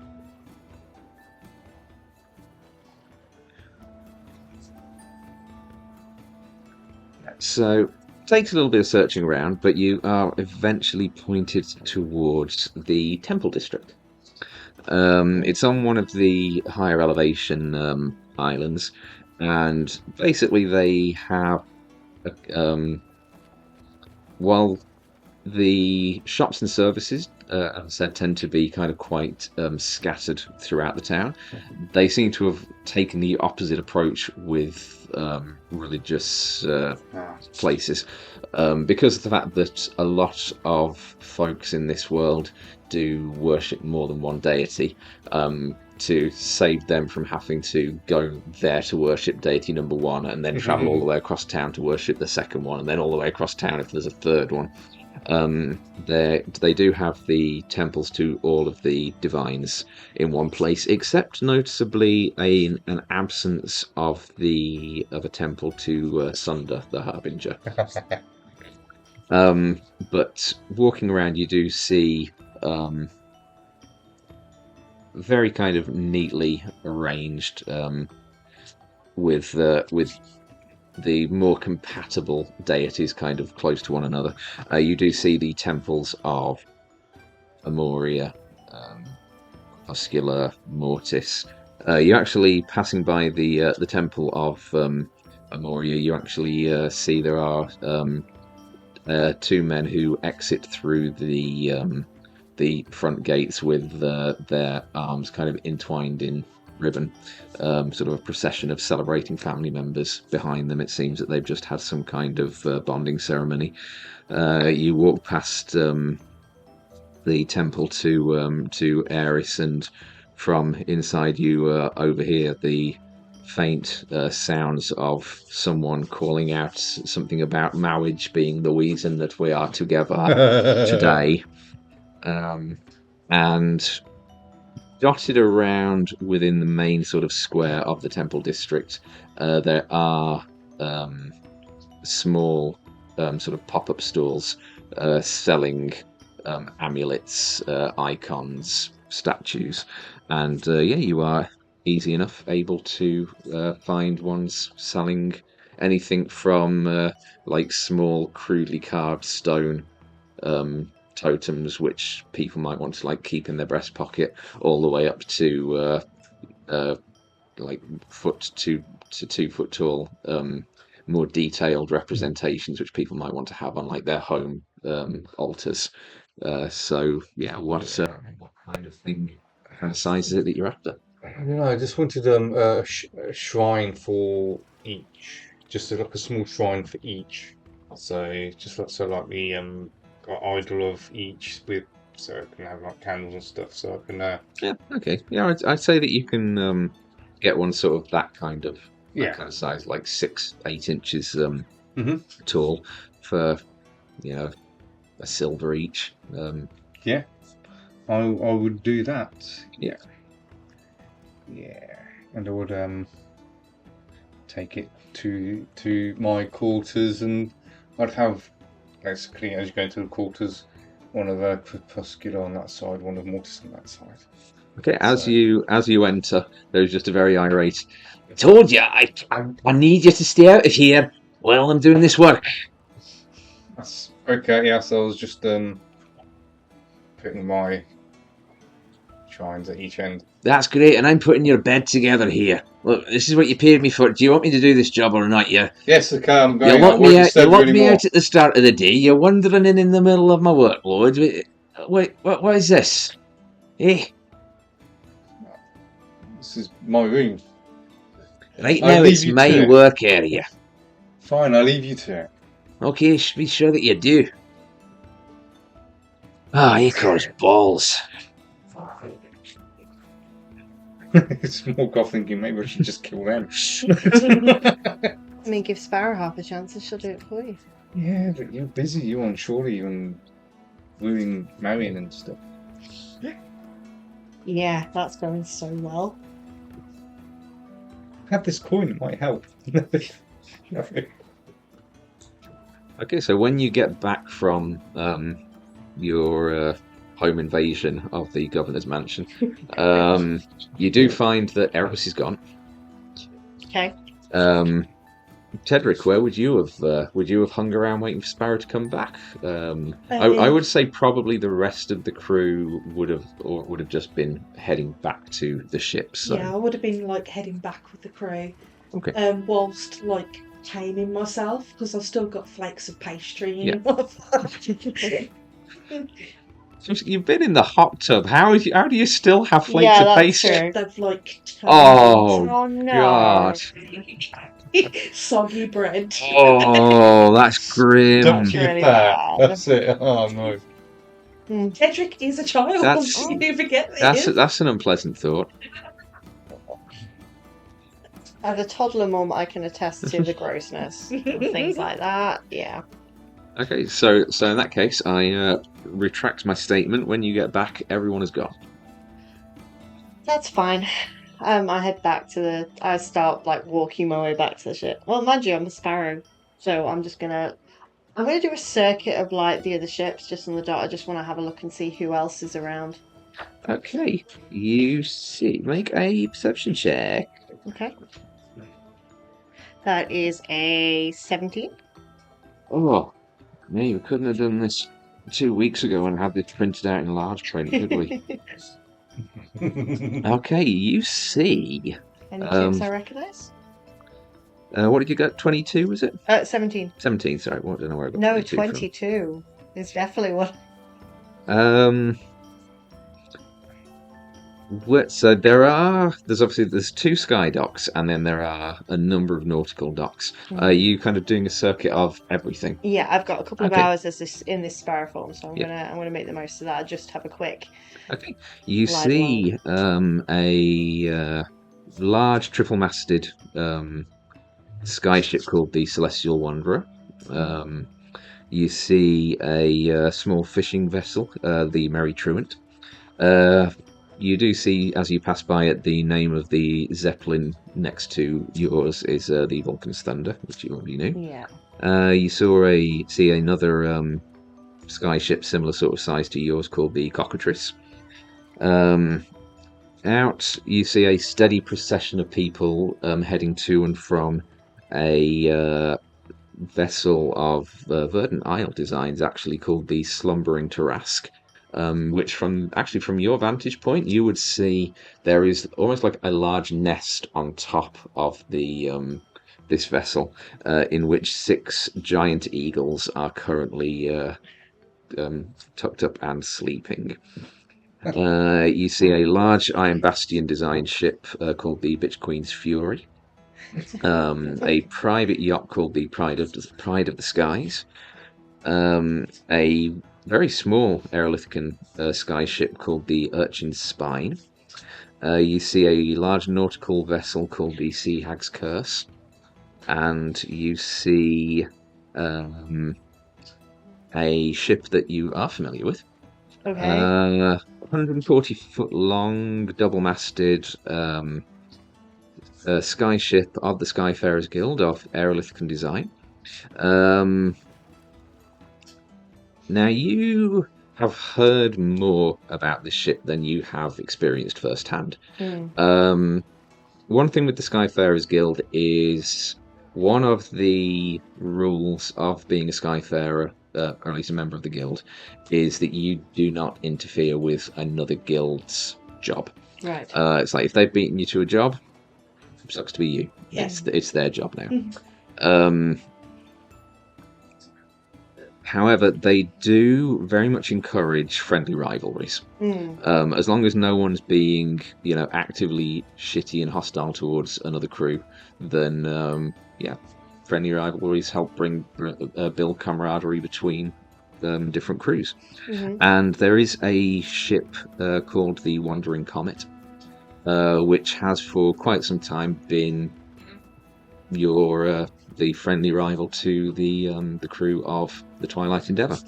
In the eight months or so that you two have been on the crew, 4 months. Sorry, 4 months that you two have been on the crew. You have twice been docked at the same port as the Wandering Comet, and you've usually ended up with both crews going out for drinks, getting shit-faced, bragging to each other about why their particular jobs that they've been on this week are better than your jobs, and vice versa. And it is captained by a halfling named Finnegan Quickwind and his lunar dragonborn first mate Lyrian Skygaze. And you see that, yeah, at nautical dock number 4, the Wandering Comet is docked. Interesting. Alright, I'm going to head back to the ship. Okay. So as everyone converges back on the ship, I know it's not exactly the most exciting end point to be leaving things at, but seeing as it is 11:15, we are. Oh, wow, it is. Yeah. Sadly, the talent show is going to have to wait for one more session. Sorry.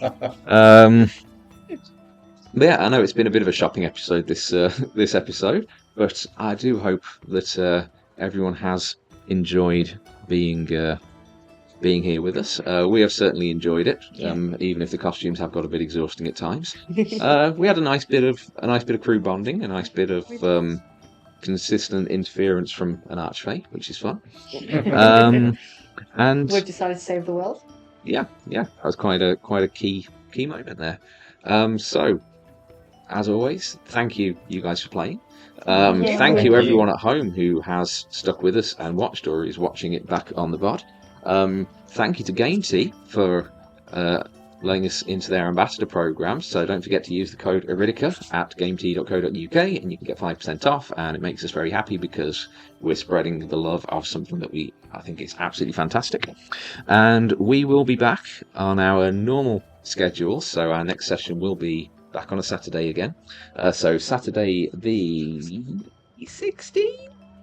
Yes, Saturday 16th of November, 7:30 PM BST. We hope to see you there as we return to Iridica. We go in for the talent show, and then we see where the rest of the evening takes us from there. I know there is interest in visiting the Velvet Haven, Oh, so yeah, there is. we'll see how that goes. But until then, thank you everyone for watching.